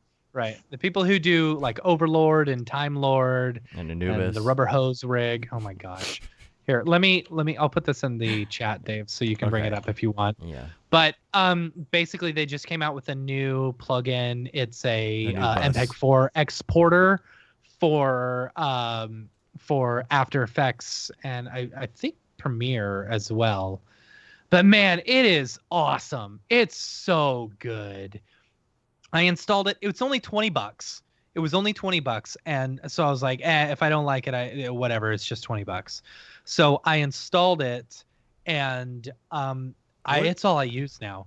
Like it is my go-to. It is my favorite plugin right now for After Effects because I finally got it because I was like, I hate sending stuff to Media Encoder. Media Encoder is the biggest load of crap ever. Can you explain to me It's what like- I'm seeing? Because I'm at Battle Axe and I'm looking at Anubis, but I see an NFT by Billy Chitkin. I mean, that's the animation that Billy did for their launch, I guess. Oh. But if you go down, you can see it. Go down to the Return to the weird. Infinite. Random. Keep going. So anyway, it's an MPEG-4 exporter. It's really easy. It's really easy to use. Very user friendly. You can select a low, medium, or high version. You can and basically all you do is click the button. And it asks you where you want to save it, and it uses the name of the comp. What it does is it renders out a lossless file and then converts that to MPEG-4. And it's so fast. The amount of time that it takes you just to open Media Encoder, the file will already be done. Yeah. It is what Adobe should have done in the very first place is just create a button to export whatever. Exactly, and it's all FFmpeg in the background anyway. Dumb. Why is this so difficult? Yeah, it's so dumb. It's so dumb that Adobe that they've got to make you jump through hoops in order to do it. And they got the Back to the Future jokes too. You are my density. Yeah, right. I love it. So it's good. Buy it because it is a game changer and it's awesome and I love this plugin. It's all I use now. Every time I accidentally open up Media Encoder, I get mad at myself. And then I click on the Anubis button and it finishes rendering before Media Encoder even comes up. So why is this so slow? I don't understand. I don't Media know. Encoder. Like why does it have to be so painful to use? And then it's 2021. Why can't I render an MPEG-4 out of After Effects? That's what I want you to can, know. but it fails and it doesn't work right. And No, you can't do MPEG-4s anymore, can you? I don't think you can. Or it tells you to use. It's so dumb. It's so dumb. Media Encoder takes so long to load, and yes, like and connect or whatever it has to do, like the syncing. It's making like a background copy of the file that you're working on, Because if you change the file, it's going to change what it's encoding, and you don't want that to happen. So it makes this thing in the background, that dynamic link server or whatever. The dynamic link server, yes. Yes. So dumb. And sometimes it can't connect to it, and and it just fails. And then you got to close, force quit the file, and then open After Effects and do it again, and then it just doesn't work anymore because something has failed in After Effects. So then you got to close After Effects, reopen After Effects, put the thing in the queue. Then send it back to Adobe Media Encoder, and then it loads, and then it has to encode it, and an hour later, you've got yourself a 30-second MPEG-4. Dynamic link cannot connect. Yeah, it's so stupid. Just buy Anubis. It's great. How much is it? Like $20. Oh, okay. That's not too bad. Right. And so, what's cool is, you can actually select multiple versions. Like, say you want to do a low-res version and a high-res version. You can have both of them selected. Say you want to do that every time. You just make that your default, and it's good to go. It's awesome. It's so good. Yeah. Anyway. Yeah, Cam says Adobe didn't want to pay for the rights to use it in AE anymore. Which is stupid. Yeah. Which is so stupid. Got half the I pay you how much a year? And I can't And that software hasn't changed much, too. It has what not. Am I paying for? I don't know. Right. You're just paying for the ability to use the program. You're paying for the ability to not be able to render more than 2 frames. No, you need a playback. You need at least 2 frames. You need I at feel least so 2 much frames better playback. When I go to cinema. I'm like, oh my gosh, this is my happy place. After Effects, I'm like, I just. Right. EJ will never get away from because I loved After Effects. I was a huge fan of After Effects, but now, man, it's just it's so hard to just the simple the ease of life stuff. Just quality of life stuff, like being able to just a one-click button to export to MPEG-4. Come on, this is so stupid. We got half the Halo crew in here. We got Cam. Yeah, we do. Saw Revs in here. John Jags Knee. And by the way, one of the links I got here, you like that segment? That segue? John Jags Knee has a new tutorial out right now. WTF is he's got a whole WTF is After Effects series thing going on. But speaking of After Effects. Speaking of After Effects, and WTF is After Effects, check out the Graph Editor Part 1. Here's the deal. Jags is doing a lot of cool beginner content for people who are just getting into certain pieces of this industry. So you really need to go check it out and check out and share it. If you already know this stuff, share it with people that would like to learn this stuff, right? I think everybody has somebody who's a friend who's interested in motion graphics curious, if you will, and just trying to learn what this stuff is, or maybe like we were talking about at the beginning of the show, trying to dive into these programs a little bit and say, is this for me? Is this my thing? Right? So it's share this with people that are trying to get into this. Students, too.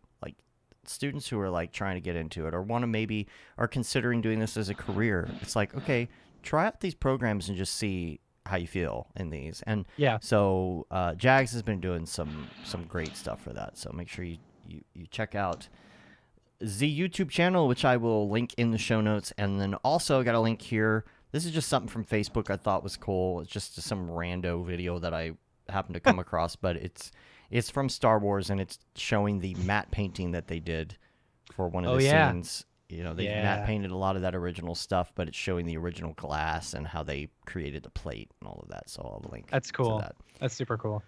So let's move on to Mograph Recommends. Let's talk about some of your favorites. And these can be recent favorites or all-time favorites. It doesn't matter, whichever way you want to do it. And we're going to ask you first about your favorite movie and how that may or may not have influenced you. What is your favorite movie? The Labyrinth. Okay. Oh, that's a good choice. Yeah. That's a good choice. I made my friends reenact it in school. Yeah, we would go to a park and I would make them perform the whole. I didn't realize how creepy it actually was until much later. So. Yeah. Is there? I've never actually seen The Labyrinth all the way through. No, you're thinking The Dark Crystal.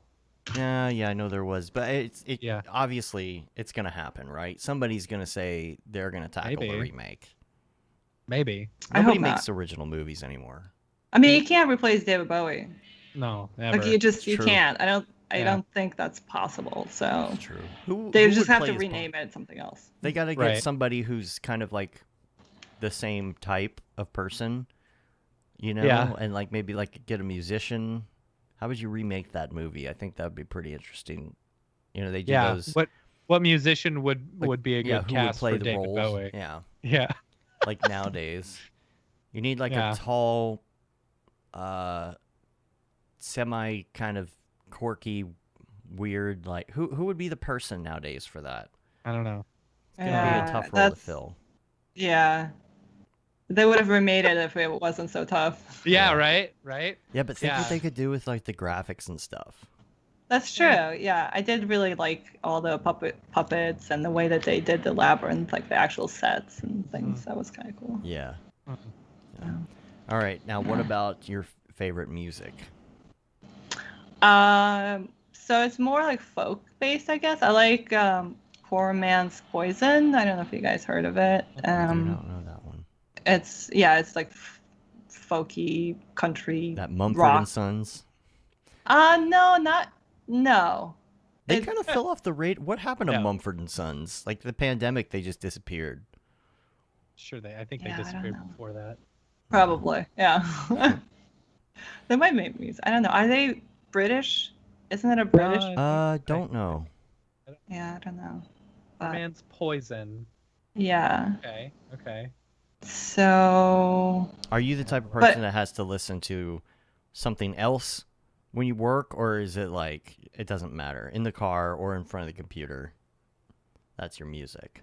Because I kind of separate what music I listen to based on if I'm working or not. So you listen to different stuff based on your activities. Yeah, so it's This like is good. if I like this. I don't necessarily always like a lot of lyrics in my music if I'm really trying to concentrate. Like if I'm trying to write something, if I'm trying to type out something in like Notepad, I cannot listen to lyrics or talking or anything without like my brain doesn't work that way. So that's how I am with music. I'll generally put on something that's like more of a chill hop or something. So you have like- different playlists for Yeah. different moods. Okay. No, it's just whatever is on. I dig Poor Man's Poison. That's good. It's good. I just listened to it. Yeah. The whole album. The whole whole- discography. Yeah. Yeah. Now, what about TV Nice. shows? So okay. I've been watching a lot of This Old House. Oh, Nice. wow. I can That takes me imagine. back. Yeah, I can imagine. Yeah. Yeah. So that's been pretty much nightly. Yeah, I got And so many people for you to follow on TikTok. Are you on Man, TikTok? Bob Vila. no, I can't have Bob Villa. I dude. just Is he still alive? I think so. Is he on the show still? Like, they still have a show? no, he's not on the show. No. Oh, okay. But Hmm. Man, Yeah, Bob Vila, it's- man. You got to get on TikTok. Just so you I- can, like, I'm telling you, like, I got so many people that you would like foraging for mushrooms and like, all right, whatever. oh, man. Go ahead. Bob So this old Vila. house. Bob Vila is This old house. 74 years old. Wow. Man. Yeah. Like, that reminds me of Sundays growing up. Like, he would be on PBS on Sundays growing up. I forgot about that Oh. dude. Yeah. When I lived in Boston, I started watching This Old House, but just because I didn't have cable or any other entertainment, and it was free because it's on PBS. And Right. and now I watch, like, now I'm actually like, oh, yes, this Yeah. whatever bar Yeah. to support this makes sense. Make everything plum. Okay, got it. So what I about... know what that means. Like, so you watch those types of shows. Do you watch any, like, Netflix Yeah, trending shows or any of that? Or are you, Yeah. like, kind of a TV off kind of person other than that? I try. It's really hard. Like, my friends always say, like, you gotta watch this, you gotta watch that, but it's really tough. I don't know, for some reason, for me to like be like, okay, I did just finish the Made for Love on HBO Max, which was pretty decent. What is it? And Made for Love, I think HBO I Max. think I know that. I can't remember. And it's kind of like, I want to watch it. How is it? Is it good? yeah, it was decent. It was good. I mean, I think I liked all the episodes except like the last one was a little iffy for me, just I mean, they did it because they needed a second season, and it's like one of those we gotta come up with a story that like pushes us into the second season, Right. Yeah. as opposed to just wrapping it up. Yeah. I like so- Christy Millinati. Yeah, she Yeah, was she's in great. I Palm think she's great. Springs. Yeah, that was a great Palm movie. Springs. Such a good. great movie. Yeah. Oh my gosh. Yeah. That's the only reason why I got, what is it, Hulu? I think it was on Hulu, Yeah. right? Yeah. It was Yeah. good. Yeah. That's just Such to watch that Funny movie. I feel like that's such an underrated, not talked about movie. It's so great. I Yeah. totally agree. Yeah. Yeah, it was good. But it was It's very good. really funny. I was waiting for Kevin to chime in with his. Is he here? Yeah, I guess he's not here today. But Yeah. if he were Hasn't here, been here the past few weeks. he'd probably. I need someone say from that, Maxon to send me a new hoodie because my zipper was broken. Oh no. Aw, can't you Yeah. just hit up whatever website it is and get an I'm sure I exchange? can. Oh. I'm sure I can. So I want all the Maxon merch. Just I know. I'm wearing Yeah. I'm wearing the new shirt. I don't know if y'all can see the new shirt. You know, There you got that go. on. But Is it's that cold. the one with the tree? No, not the one. No, with the tree. no. This one's just the logo. The Okay. Tree, Maxon yeah. logo, right? Oh, nice. Yeah. Yeah. But I bought the hoodie as well. And then I was like, yeah, I'm so excited. The weather's getting hot, so There's I'm not going to be Kevin. able to wear this for Say a it, year. Kevin. Oh, Say hey, it. There you Kevin. Hi, Kevin. But I couldn't zip it down. And I'm like, "Oh man, I'm so sad. I just want to wear my hoodie for the few days I have left to wear a hoodie." I'm Anyway. surprised you're still wearing a hoodie. Come on, It's Kevin. cold in my office cuz I'm rendering. I think Kevin's done with the running gag because he's here. He just doesn't want to do it. But everybody fine. else is That's okay. participating. I hear Breaking Bad and The Wire is good. Yeah. Breaking Bad was, I know I've heard some other of your guests say the similar thing, like Breaking Bad being really depressing. Yeah. Yeah, It like is. it is. It And is, but it isn't. Yeah. Yeah, I don't know. I mean, I finished watching the whole thing and it was a good show. It's just, yeah. Kevin says, sorry, I was watching Breaking Bad. Oh, It's funny. oh, that Kevin. Okay. Next on the radar here is your favorite podcast besides ours. You know. Yeah, I've been listening to a lot of your podcasts actually. So, have you? That's nice of you. That makes two people. Oh man. Oh, Freakonomics. So you're the Yeah. other one. Oh, Freakonomics. Freakonomics is really good. Very interesting. I read the book. Gosh, that's been around a little while now. It's been a very long time. But Like they still 01. have it. They're still doing it. So it's Mm-hmm. yeah. It's, on the long rides, it's kind of interesting. And there's a few other ones like based off of like this that spun out of it. So in a similar vein. Yeah. Yeah. Kevin says personally Breaking Bad is the best show he's ever seen, except maybe The Wire. He'll never stop talking there about we Breaking go. Bad or The Wire. There There we we go. I was waiting for that. Yeah. There we go. Any other podcasts? Have you listened to any of like the murder podcasts or any of that? You know. No, I am not like a horror person. So I think the murder. Yeah. So I'm with you. That I'm was not a a horror trend, person like, as well. That was a good trend You know, for a but while. I'll tell you the murder mystery podcast. It's like a different feeling. It's Yeah. great. I don't. Anyway. Yeah, I worked for news for a long time, and we did a lot of graphics for murders. Okay. So I just yeah. No. I'm like, I'm just gonna stay away from it because it's not good for my Yeah. health. What was Yeah. the name of that show everybody was listening to for a while? The NPR one. Serial. Serial. Yeah. Yeah. Super Serial. Yeah. The Moth is nice. It's good. I like The Moth. Yeah. Those are The stories. The Moth. The Moth? Which one is that? Moth podcast.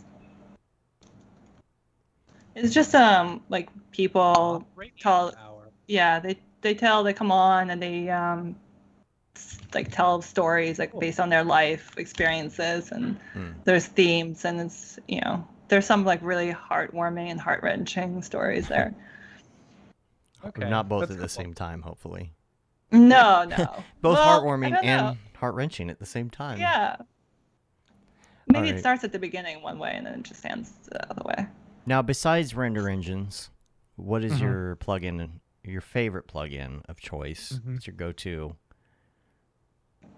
Immigration.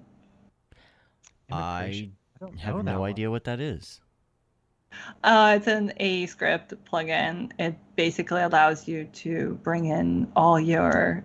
It's an old one too. It's like a really old one. I'm sure there's much more better ways of bringing in your 3D renders, but it's all your passes. It just brings in all at once instead of like, because obviously like you can drag your Zone 4D file inside After Effects and then to extract, and you'll get all your files that way. Huh. But I don't do it that way. I just use immigration. Is it better, like, or is there more that it kind of automates and sets up for you? Or is it pretty much the same? Or It says a smart import and batch replace tool that greatly improves the workflow of importing and replacing files, especially file sequences and highly nested hierarchies. That's cool. And James's works. Do you do a lot of like rendering out the individual, like the diffuse, the specular, the post? Do you do that? Is that your workflow? I do. Yes. I like compositing. So. Okay. And I like to have a lot of control over everything. So. Yeah. I'm with you there. I just don't. I'm more of the crypto pass. Like. Right. I render out my crypto pass and then I do all my comping then. Right. That's cool though. That's cool.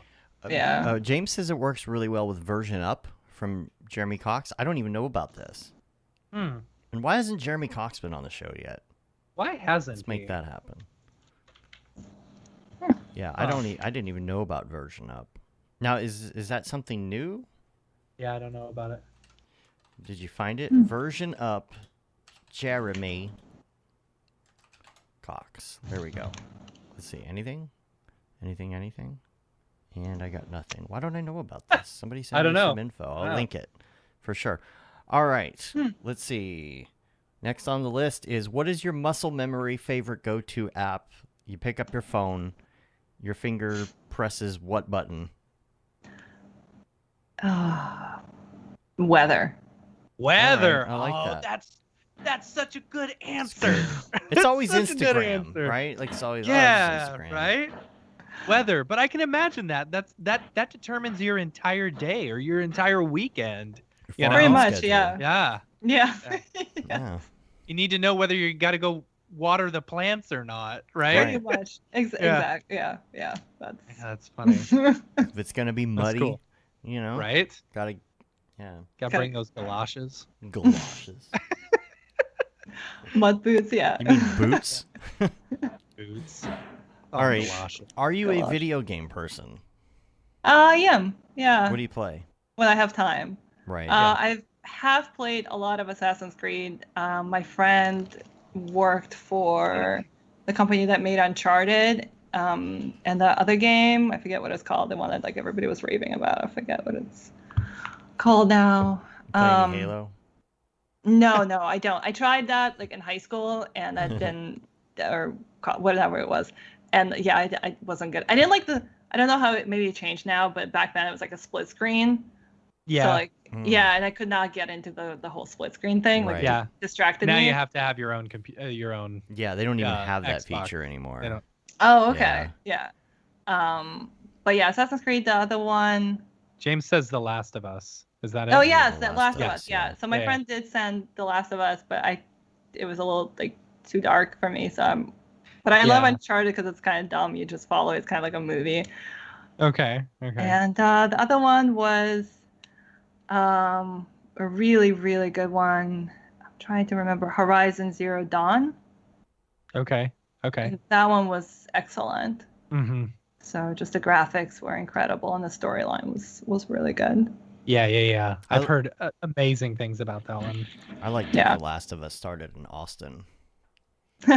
Oh, did it? That's where the game started. Yeah, it's funny because at the beginning, like they're driving to get out of the house or whatever, and they're passing all these Texas back roads. Oh, that's funny. And I didn't know that. They're like outside. Huh. Yeah. All That's right. pretty cool. Life hack, the difficult one. This is where Mitch Myers says you turn the toaster on its side for some bomb-ass grilled cheese. I feel like you're gonna have a good one. and I feel like it's gonna be. I don't know. like, You're putting too much farming pressure. Oh, I know related. you're the setting farm, this up for Is there a farming related life hack or farm something? wisdom. I don't know. Farm wisdom. Yeah. All you Mabim Bam fans out there. Yeah. Oh my gosh. Yeah, no, it's not farm related, I don't think. Okay. It's Facebook Marketplace and Facebook groups. Okay. So when I had to furnish the farm and just like rehabilitate it, Marketplace had tons of stuff. And I'm kind of a believer of like not buying furniture that's cheap and that's just going to be thrown out anyways, because it's just the amount of waste that it creates. So I try to do like more like secondhand kind of stuff, and also you get like some really excellent pieces of furniture. They're really high quality. So Marketplace was excellent for that, and also all like the pavers or whatever else you need, like certain things for the farm. You can also find that. Like in bulk. People are just trying to get rid of their bricks or their pavers or something. Yeah. Yeah. I got a whole stack of bricks in my garage. I just need to get rid of. Do you actually? Yeah, I really do. Oh, I wish you would live closer. Right. I know, right? I would take them. So that was good. And then also Facebook groups, you got those for foraging, you got those for your town and all that stuff. So it's a lot of information that gets posted there all the time. So okay, that's cool. Yeah. I like that. Our pool table we got on the marketplace. So like it was great quality. I sold a desk on the marketplace one time. I also put it on Craigslist at the same time, and I wasn't getting any bites for $100, which I posted. It was a gigantic desk, and so finally I changed it in on Craigslist to like free. Just come take it. But I forgot to change. Beggars.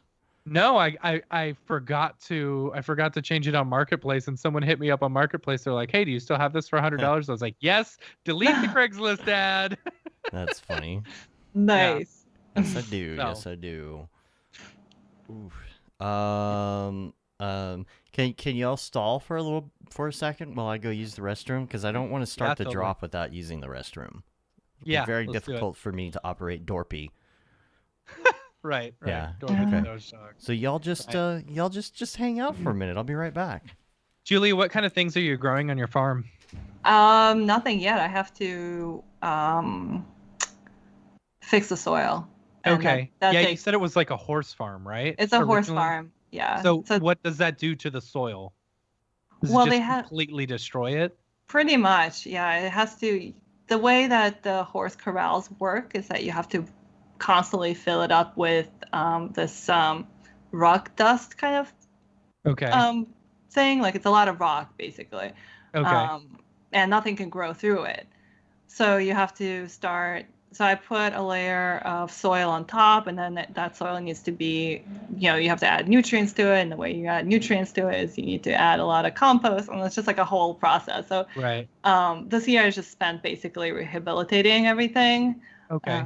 And then, So you're doing them. You're going to be growing straight from the ground. You're not going to be doing in like beds or anything like that. You know what I'm saying? Yeah. So there will be beds definitely, but it's just in general. I like to have the soil has more nutrients. I don't know. It's just, yeah. How long is it going to take you to do it? Probably over a year.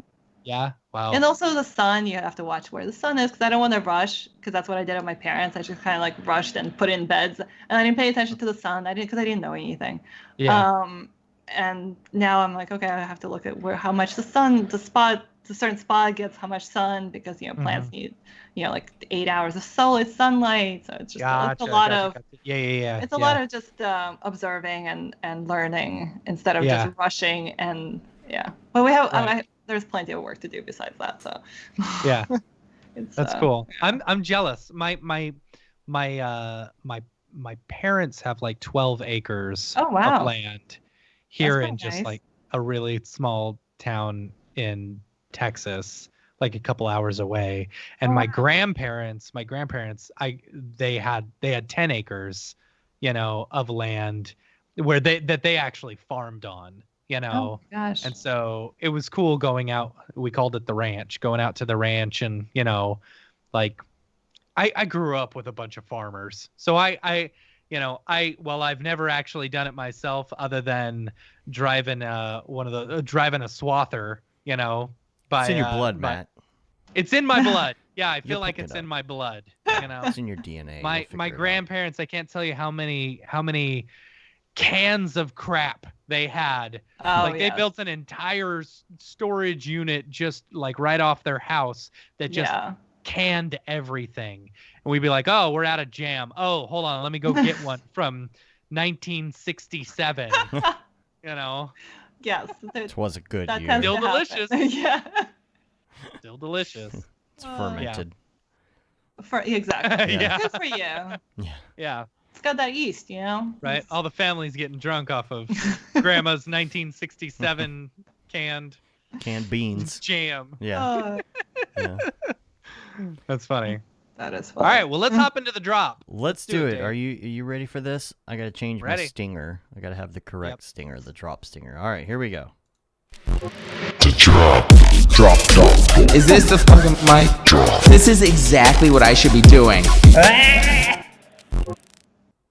What's up, and welcome to this week's episode of The Drop, your weekly source for all things NFT and crypto art, as well as upcoming drops by notable people in the Mograph industry. I'm Matt Milstead, is joining us, as always, my wonderful co-host, Dave Koss. Hi. As well as Julia Siemón. Thanks for Hi. being here. Let's see, what do we got today? We got a bunch of drops today. I'm actually, this is a good week. This is a really good week, and I feel like I gotta say, I think Nifty has listened, because there's not as many drops this week. Yeah.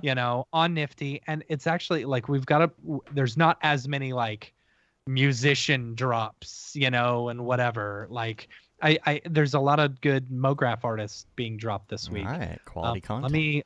Let me pull up the drop list that I've got, but I did notice that, and I was very happy about it. The first one you have here doesn't have a link. Is there a reason? Is there just? Yeah, no, I just wanted to talk about. Are you talking about the Sevens Foundation? No, the gold weird. Oh, I don't know why I didn't put that up there. That's weird. Let me see if I can find. Yeah, Gold Weird. So, well, no. Do you know who Gold Weird is? No. You don't know who Gold Weird is. All right. I'm about to. Gold though. Weird. Yeah. Gold Weird is the crystal, like, I believe it's the crystal like bears and stuff like that, or like that you see on, or the crystal frogs. I believe that they've done. You know that one that I'm talking about? I don't, but I mean I found the style. Anyway, so Nifty. Gold Weird has been around on Nifty for a really long time, and so they're doing a drop with Logan Nelson, and it's pretty cool, Yeah, so that's Gold Weird. This is the style. This isn't the actual. This drop. is the style, right? Yeah. So if you go on, Dave, I just posted it in the chat. You can pull up the actual drop for this one. But Gold Weird has been around for, I don't even know if I'm saying that right. Has been around for a while. It could be Gold Word. Yeah. Like Squidward.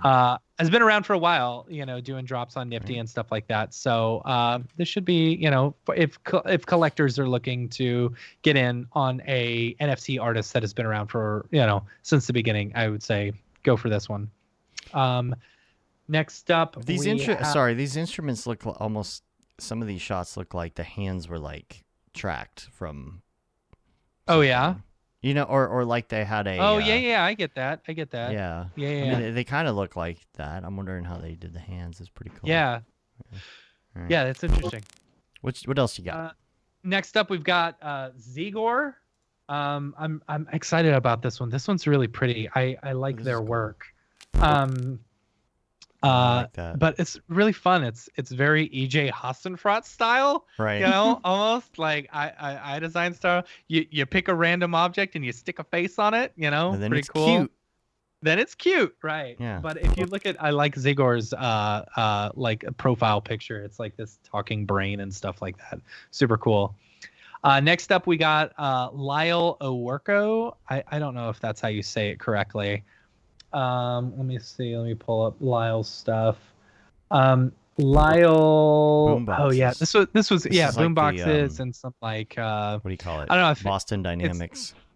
Yeah. It's got the same. I don't know. It's cool. I like it. Super Mography, super fun. Not your typical, I don't know, not the same stuff that we've been seeing on Nifty Gateway. I'm excited about this one. It looks cool. Next up, we got Paul Milinski, I believe is how you say it. Paul has dropped on Nifty before, I believe. And these are the very pretty interior design type stuff, very neat. I like it. It's cool I stuff. like the title because it's like, this is a chair, but it looks like a towel. I think we'll call it towel chair. I have a chair. I have a towel. Towel chair. All right. Sorry. So the first one, Gold Weird, is today on the 10th. Zigor, Lyle, Owerko, and Paul Milinski, they are tomorrow on the 11th. Next up, and they even took, I think they took a day off. They took the 12th off, which is, not like Nifty Gateway, which is good. Like, I like that. I got a drop they can stick on that day if they want. Still up. Right. You're gonna have to lower that price with the price of Ether. I know. Right now. I will say. Like, what is? I think the minimum price on Foundation is like 0.1, right? 0.1. So what is that right now for 0.1? It's still $400 minimum if you want to buy at the minimum price for Nifty Gateway right now. But next up, we got on Thursday, Nest Graphics, man. Oh yeah. I love Nest Graphics. So good. This is series. They're doing a drop on Thursday, May 13th, and Ness is one of those artists that is like so good in the NFT space, and their stuff sells really well, and like I love their work. It's super killer. I really like this. Yeah. Right? See, this is one I wish I had money for. Right? Totally. Yeah. Next up, on the 16th, Perry Cooper. Perry Cooper is doing a drop. These were just beautiful. Really reminds me of like the same like gold-esque stuff as Sasha Vinogradova. Vinogradova. Yeah. Right. But with the golds and like, or it's very pretty, very, very pretty stuff. I like it. Is it a bottle? Oh, it's a bottle. Yeah. I don't know. It's neat. Fancy bottle. Yeah, pretty stuff.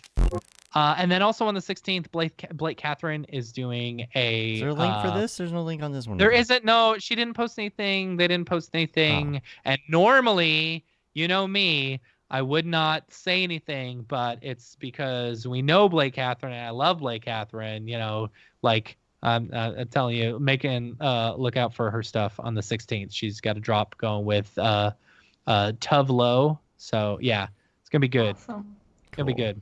Cool. Next up on Maker's Place, on the 11th, tomorrow, Tuesday, we've got Murat Saginger. I don't know how to say the name. Sorry. Saginer is going to be mine. Yeah, whatever. So, really cool stuff. It was very pretty. I like the stuff that they are showing off. Really cool stuff. Oh, this reminds me with the Maker's Place stuff. Do you put Urs in there? The what I was talking about this weekend with you about Urs Fisher. Oh, I was just thinking about that though. You should talk about that. We'll get through the Maker's Place one, and then next up on the 12th we've got David McLeod, also doing a drop. This one's called Growth Cycles. Now, have we featured McLeod before? I don't know. We might familiar. have. But these are really pretty. I love the colors. I love the animations and stuff. Just really, really pretty very stuff. Vibrant. Very vibrant. Yeah. So cool. That's on the 12th, which is Wednesday. So make sure and look out for all those drops if you're interested. As far as let's talk about Urs. So yeah, what's funny? So anyone who's been listening to the drop for the past few weeks or something, Urs Fisher has been doing these drops called Chaos, I believe it is. on Maker's Place, and they're up to like, I don't know, like the 13th drop or something where they do all these ones. And you know, we have mentioned, oh yeah, we know how the sausage is made, you know, so it's not that hard, blah blah blah. So it's funny. I was going through Instagram the other day, and Beeple was actually at this, like, you know, he was at this art exhibit or whatever, and there was this piece. Dave, do you have the piece at all? I don't have the piece. I don't know where that was. You probably Let texted me see it. if I can find it. Yeah. But it's a piece that explains so much. Right. All right. So here is. Let me. Here you go. I'll put it in the chat. So. Okay. Mike Beeple was posted, he was at this art exhibit, you know, and I was like, oh, that's funny. That's like a real life Urs Fisher, right? Because I only know Urs Fisher from NFTs. You know, the NFT crowd Right. and stuff like that. And so I freaking looking it up, and it is Urs Fisher. And it's like, oh, This explains the so NFTs much. make Yeah. so much more sense now. Right. I'm an idiot because, I mean, look at it. Good. This is Wow. like straight up like the NFTs that Urs Fisher does, you know. It's like these intersecting geometry of multiple pieces. It's like, okay. Man, this is so much easier in 3D. Yeah, it's way easier in 3D, right? You know, but this is cool. It's beautiful. And like, this is one thing that I love about the NFT space. Well, one, we're discovering all these great new digital artists and stuff, or digital artists that have been around for a while, but like we're finally getting like they're you know, like I'm learning so much more, like, and about real art I'm too. also learning about real art as well through Right. the artists who are jumping into the NFT space and stuff. It's so cool, so cool. So it's so much easier to do in cinema. Right, it would be. Yeah, I mean, you saw them assembling it, like doing it piece by piece and stuff like that. Super rad. I love it. So Yeah, man, that's a lot of work. it is a lot of work. So I'm sure Urs Fisher is really excited about not having to work that hard in 3D. Right. You know what I'm saying? Right. Yeah, but no, it's super cool. Okay, so let's jump over to the community drops real quick. We got an email from, I am gonna butcher this name. Yaroslav. Vilslav Slavovov. Goes by the name Impulse. Impulse. You I added believe. too many more, You know. too many V's. I probably did. Yeah, he says, long-time listener, first-time caller here. I minted my first NFT, and I thought I should share. I know it's not a drop per se, but oh well. I mean, it's a drop. I found this new NFT marketplace. It's nftb.io, and decided to try my luck because the fees are just so insignificant. It costs less than $1 to mint and less than 20 cents to list. It's so cheap because on the Binance Smart Chain instead of it's on Binance instead of Ethereum. And they claim they're backed by Binance, but who knows? The currency is Binance Coin, but it's pretty much the same as the rest through MetaMask. Anyway, I minted these, and there's a link to it. We'll put in the notes. I'm probably going to be making more coins if these sell. Could be fun collection overall if these were 20 to 30 coins. Would be much appreciated if you share on the drop, although I'm not so sure about that marketplace. It's still very new, I guess. I think it opened 2 days or so ago. Oh, interesting. That's really interesting. It's like see the mint fees. Yeah, like Hyuk. Hicknyuk.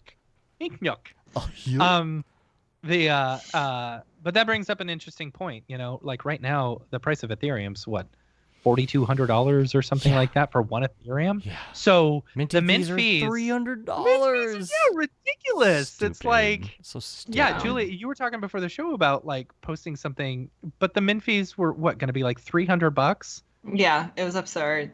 So I didn't That's do it. so absurd. Yeah, it's like, so dumb. who in their right mind has the ability to do that? You know, if you're not making Beeple money, you know, and it's like, I don't know. It's a little prohibitive. Yeah. It is prohibitive. You can do know? like a piece that really has meaning, and you can put it up there and say, okay, I would love to make $1,000 off of this, $50 minting fee, whatever. But when it's a third of your price, right? It's right. really got to be Even, worth it, and you got to like, know you're going to seriously, sell. Like, what the hell, if man? if you're like, for example, if you're going to sell on Foundation and you just want to sell on Foundation to, just to get your work out there, and similar to what I did, where I dropped my price down to 0.1 Ether or whatever, right now 0.1 Ether is almost the entire minting fee. Because see, that's the thing. At that point, it's like, is there not a way that you could figure out, like, how can somebody technically say, I want to buy this before you spend the minting fees? Right. That doesn't seem too hard to figure out, right? Okay, no, that's fine. It's just built into the cost or something. Yeah. $300. I think. I mean, it's great that there are places like this, NFTB.io and Hick and Yuck, that are so, cost effective for minting NFTs and stuff like that. It's great to see more of that out there versus everything working on the Ethereum. The Ethereum blockchain, man, it's got a lot of great use cases. Like I feel like, and this is just me speaking, I could be totally wrong here. I just feel like the Ethereum blockchain is so heavy and like and dirty. You know what I'm saying? But aren't they coming out with Ethereum too soon? Though? They may. I don't know. I would love to. Yeah, the ERC. I would love to see that. Whatever. ERC 21 or 27 or something that's like going that. to lighten the load and it's not going to be as cost expensive. Yeah, prohibitive. I would hope so. It has to be environmentally friendly. It has to be cheap to mint, or some sort of system where you could just say, "Here's all of my stuff. If you would like to do a transaction, I will put these up and you can buy them." Like, it should just be that easy. It should be. Like going to Instagram and seeing someone's Instagram profile page with all of their things and saying, "Oh, that's cool. I would like to own the rights to this and own the actual piece." I would love to own an NFT. Will you sell it to me? Yes. And then being like, "Oh yeah, sure. I'll mint it," and being able to mint it right there. Just hit a button. That would be then you great. can sell it. Yeah. That makes so much sense. Should tell Facebook about that. Yeah. Don't tell Steal Facebook. our idea. Keep Facebook out of NFTs. Yeah. Well, They'll if it's just- Instagram, that would be like a yeah. thing. That would be part of it. I feel like it will be. Keep I feel Facebook like out of NFTs. everything is going to have that back end attachment to the blockchain eventually. Yeah. It's going to be a normal part of life. Yeah. Like it is. We just got to get through the. You got to get through the crap first before Yeah. I feel like we need to get to Web 2.0. Yeah, like we're in the like the early 2000s kind of. Then everything. Right. And then The we gotta bubble get has to already the- bursted for Yeah. We've passed the Web 2.0 1999 in Right, NFTs. Yeah. Now it needs to When be did like Facebook come out? well, When did Facebook 2003, come out? 2004 is when like the big Web 2.0 thing. Yeah. happened, So we got to so- get to that. Yeah. And Right. Then, Okay. And then I think everything will be resolved and Right. Yeah. Totally. much better. Totally. For sure. Yeah. Yeah, we have another one too, and I don't think you had it in your notes, Matt. This is from. Jonas Pfeiffer. Oh no, do that one as well. Okay. Jonas Pfeiffer. Wait, hit did we us up. show? Did we show the other? We didn't show the other one. I should probably. Yeah, you did. No, I The didn't bring Doge? it up. No, I didn't. You didn't bring it up? Doge. No, here for you go. Impulse? Okay. Okay. Yeah. Yeah. Yeah, all of these, the Yeah. Doge, Ethereum, and Bitcoin. There you go. I gotta show that. There you go. Wow. Wow.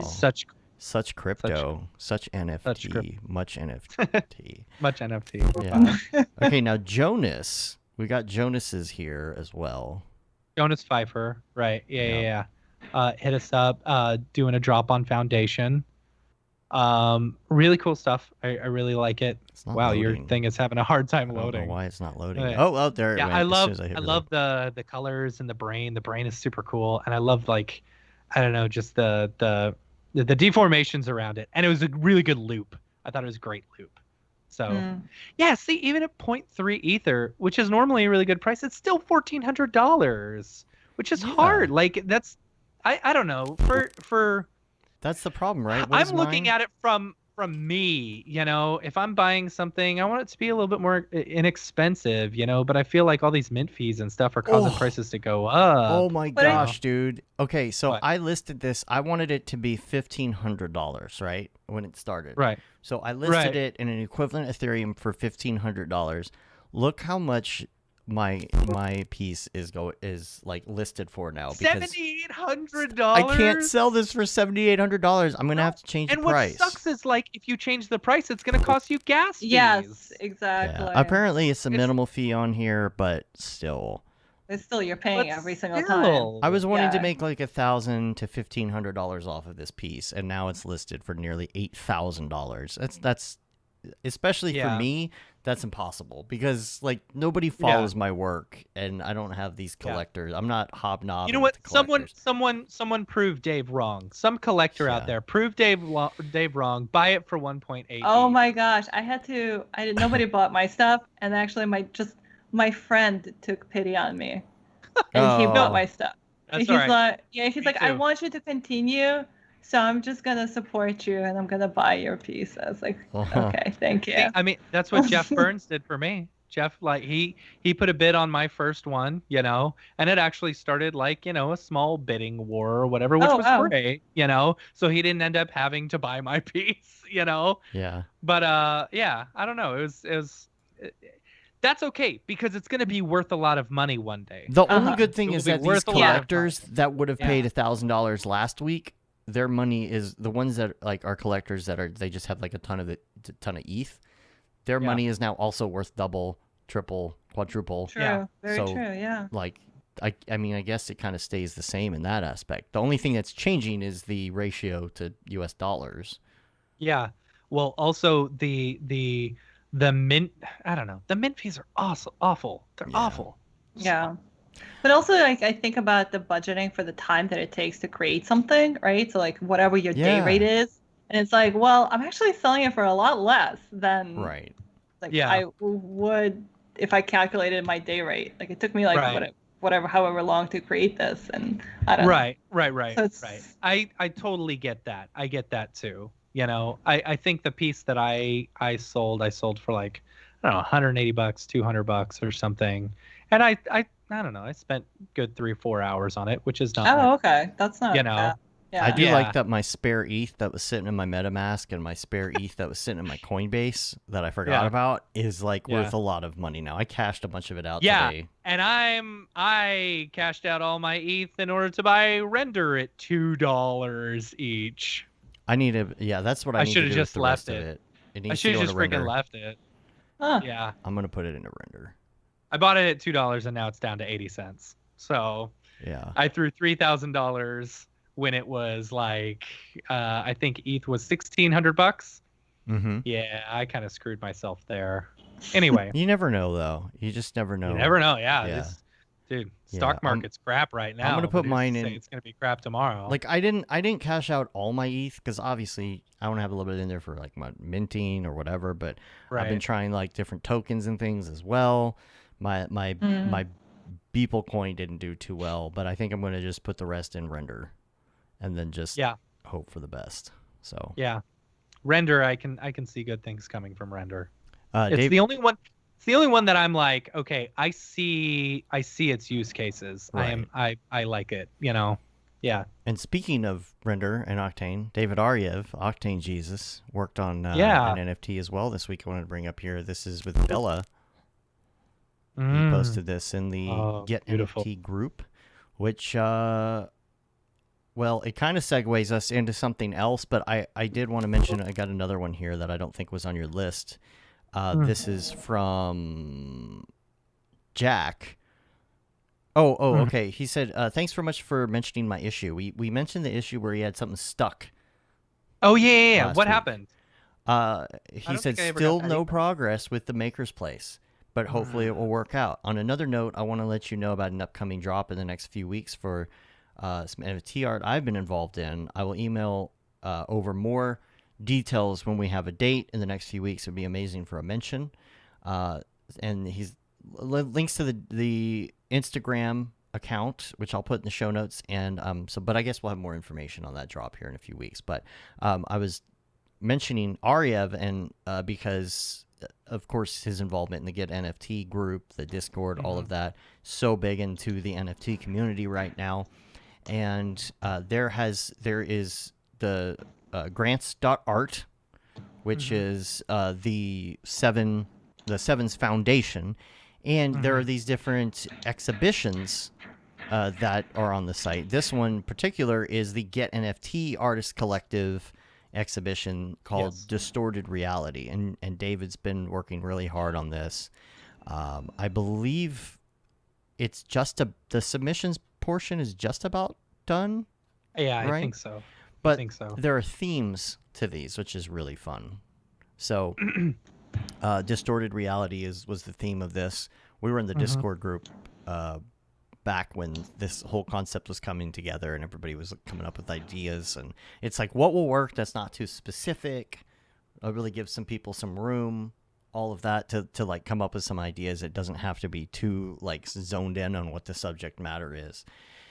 And it says, together the Sevens Foundation and the Get NFT Artist Collective are working on a debut exhibition to showcase original works of art centered around the theme of distorted reality.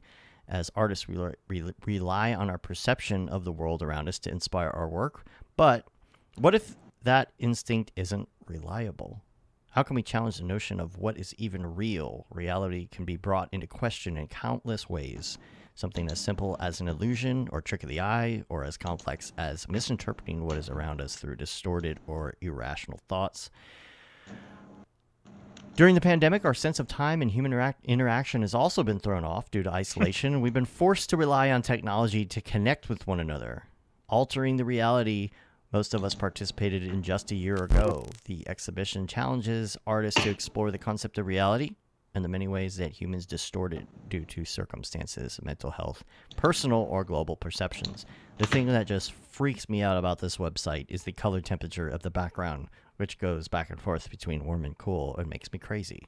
Oh, it does? Yeah, look at it. It's slightly changing. I'm like, my eyes, goggles, they do nothing. So, anyway, Rockaforce is doing a drop on with the Sevens Genesis exhibition. I just put that in the chat. Genesis. Not sure. The Sega Genesis. The Sega Genesis drop. I like this one. It says it's a nostalgia fueled study in releasing exhibits from the Museum of Everything. If you know the Museum of Everything, the Grover Sesame Street Museum of Everything, I believe. Yeah. But I loved it where everything is like, labeled itself and stuff like that as to what it is. I don't know. Neat interpretation of it. I see. Airplane Bird. Yeah. I think he may be doing animated versions of these dropping on like Foundation soon. This reminds me of my friend I used to travel on the road with, who was an organizational nerd. Oh, and would put labels on everything? Yeah. And so That's funny. my buddy Jonesy was over at his house one time, and he was helping him in the garage, and he went to get a rag, and on top of the hook it was labeled and it said rag. He always gave him a hard time for that. Rag. That's funny. Cool. Is that all we got for the drop? Did we go over? Julie, do you have any drops coming up that you'd like to get out there? Yes. So there's something I'm working on right now, which is Ode to Fungi. Because of course, I love everything that's fungi, and amateur mycologist here. So it's just gonna be like a series of different mushrooms and explaining what they are, and Rock on. Yeah. So the first one. When are those coming? Have you already dropped it yet? Well, no, because today. Oh, because the in the morning, are so yeah, right. It was $300, so I was a little turned off by that. But maybe tonight at in the morning at like 3 a.m. Right. Yeah. So hopefully. Just call up one of our Australian friends and be like, "Hey, can you post this for me?" Right. Yeah. No. Yeah, that would make sense. So yeah, hopefully if I set up my alarm clock, I can do it, and they'll be up tomorrow. Cool. Yeah. Cool. Yeah. Okay. For that. I don't really know how to do these drops. Like. Where are you dropping? Your stuff on? Foundation? No, I wish. Oh, sorry. If anybody has an invite. Yeah. No, it's on Super Rare. I think. Shit, oh wait, sorry. No. Sorry. Am I? No, it's not. No. Okay. No. Not Super Rare. Yeah. Sorry. I get confused. This is my first time. Okay. Not my first time, but still really new. Rareable? Is that what you're thinking? I think that's what I'm thinking. Yeah. Okay. Exactly. Okay. I was Hey. like, dang, you're on super rare. Yeah, You right? don't need foundation. I'm such big shot right now, just from. Oh, hello, Dorothy. I think somebody heard What's you going on, mention an Dorothy? invite to Foundation, so Right. you know. Is that when it comes out? When somebody mentions that? That's when I come out, you know. Sometimes I like to get an invite to Foundation, even if I already have one.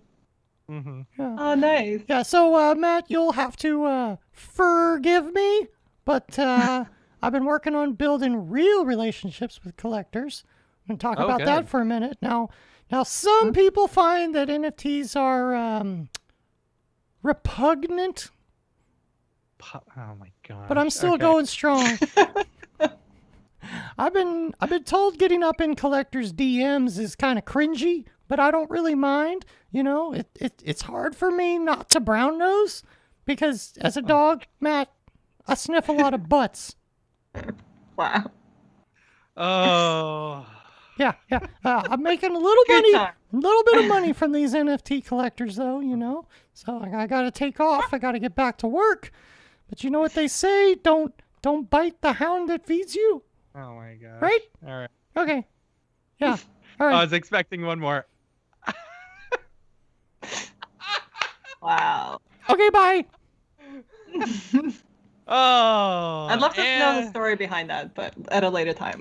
I would as well. I Well, would if you check absolutely out the love to Mograph know- TikTok, you can see all of his clips, including Right. stuff that you don't see on the show, like his Right. behind the scenes work. So you got to get on Yeah. TikTok and check and it out, working on Oh, his yeah. NFTs. Yeah. You get to see which I don't know how Dorpy. he does without hands. Julia. And Andy said he'll send you an invite to Foundation. Oh, Andy! Yeah. Oh man, I haven't seen him for so long. I know. Andy, are you coming to NAB or to Camp Mograph? Rev says we need Dorpy T-shirts. Oh, I'm thinking man. spin-off. Spin. Yeah. It just says, "Can I get an you know invite to what? Foundation?" And it's him making the face. Yeah. The Muppet face. It's Dorpy. You know what? Dorpy. Dun-dun-dun-dun-dun. Now Dorpy it's the Family Guy. Doge Dog. Yeah. All right, Oh Dave. my You're gonna gosh. you may yeah. Okay, I'm okay with t-shirts. You're I'm all right okay with with T-shirts? t-shirts. T-shirts Yeah. were all. Maybe T-shirts for maybe all. Rev can design it Love for us. I think I literally lived in all like the swag T-shirts for the past year. Right? Yeah. Like I from know. Absolutely. everyone. Like this is the first time I actually put like a nice shirt on, just for you guys. That's it. Yeah. I mean, I'm not always in my required, but PJs yeah. underneath here. Yeah. So Yeah. And wash my hair too. Look, I washed my hair. For you guys, so. yeah. I have wash been in a mine hat too. for like 3 or 4 months. Man, I got a haircut and like it was good for like a week. The guy who cut my hair did an awful job. It was like literally his first day.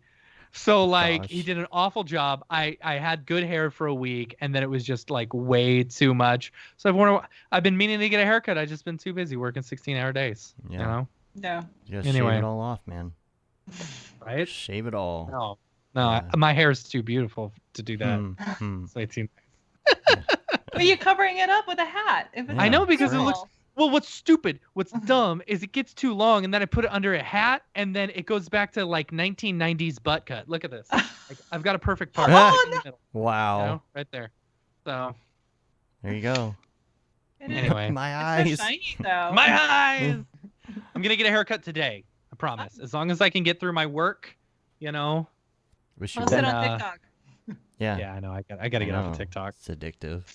Are we done with the Follow drop? Dorpy on TikTok. Yeah, follow Dorpy on TikTok. @mograph.com. Are we done with the Yeah. drop? We're done with the drop. Let's get out of here. If you've got a drop for anyone listening, if you've got a drop, send us an email, info@mograph.com, and we will feature your stuff on the next episode of the drop. Yes. Yes. All right. And make sure and check us out weekly on the Mograph podcast every Monday at noon. All right. Let's get out of the drop. All right. The drop. Is this the fucking mic? This is exactly what I should be doing. All right. We're Whoop, back in the show. whoop. All right. Julia, thank you so much for being on the show. We appreciate you hanging out. It's about time we finally got you on the show. I don't know why it's taken us so long. It was fun. That was Yeah, my bad. totally. I really it took thought a you had been on. pandemic to Yeah. do this. It Right. did take the pandemic. But hopefully we will see each other in either Yes. Camp IRL. Mograph or NAB. Mhm. Hopefully both. So You can if, do if it. we don't forage for mushrooms in Camp Mograph, we're gonna forage for mushrooms Las in Vegas Vegas. somewhere. Oh yeah. Right. oh, there's got to be Blizzard some mushrooms growing behind them slot machines. Right. Ugh. And it So- mixes with the smoke and everything Oh, else. Like it's yeah. really getting let's in not there. think about Smoky that. mushrooms. Smoked mushrooms. Gross. Yeah. Hopefully we can meet in person and Yeah. catch up a little bit more and see all our old friends. It's coming. You can feel it coming. Yeah. But anything you got the NFT? Anything else you're working on? Any other shorts? Any other things? Anything people should be looking out for on the interwebs? No. My Instagram really, but it has a lot of farm stuff. That's Yeah. good though. Give If you wanna everybody a mix little it up, break. Yeah. Yeah. I mean, it's got some 3D. It's got a mix, so check that out. But yeah, other than that, I'm getting close to my break, so. You yeah. post a picture of a tractor and then you just get comments like "Fire! What render engine?" Yeah. What render engine? Oh, that's funny. So realistic. The specular. How'd you get the paint on Right. that? How'd you do the? Right. How'd you get the paint to chip like that? You're like, Right. I Mm. farmed Is that a with Mega it. Scans texture on the ground? Yeah. Oh, that's what you should do while you're out there, just like 3D scan I stuff. know. Oh, I wanted to do that to mushrooms, but then I was like, they're not detailed enough. yeah. Because I was like, I don't Right. want to model all of that. So if I just Right. do like a mega scan of the mushroom, it'll be great. But then it's not it doesn't have enough, detail basically. Yeah. Yeah. Totally. So so it wouldn't work. Yeah. But Yeah. but I have thought about it. Yeah, I was funny. trying to 3D scan Dorpy and it wasn't working very well. I don't know why. I got to figure that. That's really how I'm going to do the spin-off because I'll just digitize Just take them. some images. We could just model him real quick. That's what's funny. Yeah. It's like, I could get a camera and just put him in front of the screen and be like, Uh-huh. hello. Or I could just like take the entire thing, 3D scan it, do a mock-up, Right. maybe run one of those finger tracker things into it, and then it will be like, hello. Yeah. So maybe you just do it in an old-fashioned way or something for a spin-off show. Right. Make it easy or something. If people want to find you online, besides your website, which we have listed here, the Instagram and all of that, what is your handle? Well, the Twitter handle is gimmick_TV, and then That's unexpected, my- but okay. Yeah. And Instagram, I have to look it up because sometimes forget. So, well, I think you guys posted my personal one, right? The Julia give me the Kazak. thing. Oh, okay. So you have the separate Um, one for the farm and the renders. Well, Right, or- yeah. I mean, I don't post on my professional one too much. So, the other one, like the main one, would be Julia, Julia Kazak. And I think we missed the obvious joke in this episode by talking about render farm. You should call it the render farm. Oh my gosh! Oh, that's so good. Wow. That's It's so we an did good. miss actual that. render farm. And Julia's if we have, render we farm. have Camp Mograph on your land, then we'll say Oh it'll my- be at the render farm. Yeah. Need a sign I at don't the know. So front. good. How did? Yeah. Wow, Dave, that's so good. I don't know how I missed that. So you're going down Country Road 1492, and then you take a right, and you see the sign, maybe with some bullet holes in it. Shotgun. Well, Shotgun blasts. I am getting a bow, a hunting bow. So, Oh heck yeah. Oh yeah. but yeah. Oh 'Cause man, they there's- really need to come to Camp Mograph. Show us what's up. Yeah. All right. Yeah, my We'll go Yeah, my hunting husband at set Camp up- Mograph. he set up not archery. He set up like the what's that called? The thing that The axe throwing. the axe Oh, throwing. nice. Yeah, So, that's cool. that's Sweet. happening. Combine that with day drinking. Oh, it's gonna be awesome. That's You're funny. throwing axes everywhere but the target. So That's okay. Like I Yeah. know some like plants, I'll just put them on you and you'll be fine. You'll be Yeah. fixed. Yeah. Some like yeah. if you're on mushrooms, you can't get hurt. Oh god. Exactly. Because when Wow, you this eat them, just- you this just get went bigger, so you power dark. up. Mario did it. Right. Oh yeah. You get an extra life, so the axe won't kill you. Well, it depends. As long as you're eating the green ones. and not the red ones. The red ones that will injure you, but you'll just get smaller. Oh, okay. Now, Right. are there any stars on your farm? Because that's what I'm really looking for is becoming invincible. Or turtles or Goombas. Are there any of There those? might be. Do you have turtles? No turtles. I haven't Okay. seen any turtles. There is No. a swamp, but no turtles cool. yet. There's frogs. I don't know. They weren't in the Nintendo. They weren't in Mario, so. Well, they were in Mario 2. Oh, That was in Mario the- 2 there was frogs. There's a Mario frog 2 there was suit. that. Oh yeah, there's a frog suit in Mario 3. Yeah. But Mario 2, the very end was that big toad frog guy, Oh. right? Well, that that you was had a to throw port the of a different game. It vegetables doesn't count. into his mouth. It doesn't count. Mario 2 Yeah, doesn't Oh. count. It was a dream the whole time, so Yeah. it doesn't matter. I was dead at the time. I was dead at the time. Yeah. All right. Well, we're looking forward to being on your render farm. We're going to take off. Stay on the line here with us afterwards. We'll take care of all the technical details, and we're going to get out of here. You can rate us on iTunes. You can leave a review. That helps with our ratings, and you can also subscribe on your podcatcher of choice, which also helps our ratings. The newsletter, I believe, will go out this week if I can get it done, and it's going to have updates on everything we're doing, our past streams. If you missed some of that stuff or you want to know what's coming up, remember 3D Motion Show is coming up, I believe, next Wednesday. And so not this Wednesday, but the week after. And so check that out. There's going to be some great presenters there. I know that there's been some last-minute changes, but check the website on that. You can say you've been there, done that, got the T-shirt with the Mograph logo tee, the Paul Babb Feel the Babb 2020 shirt. All the profits from that go to Doctors Without Borders, the Render Things T-shirt, hoodie, and long sleeve tee, the That Render is Fire shirt, which you're only allowed to wear, ironically, unless you're shams. For shams. And the Mograph Blandishment shirt, and maybe a Dorpy NFT shirt. A Dorpy shirt, right? It's Dorpy. Dorpy the Doge dog. Ding. All right. That's it. Yeah. There we go. Yeah. You got everything. Sound Right. effects and all. Yeah. Right. All right. That's it. We're on Facebook, Twitter, Instagram, YouTube, Mograph.com. Check us out there. Send us your emails, info@mograph.com. Let us know what you want to hear about on the show. Julia, again, thank you so much for being thank you. on. Thank you. This was And, fun. Yeah. Yeah. So we'll see you on the interwebs. And until next week, I'm Dave. And I'm Matt. And I'm Julia. Have a good one. Later, yo. Bye. Dorpy the Doge dog. He's the dogiest Dorpy dog. That's me. That's me.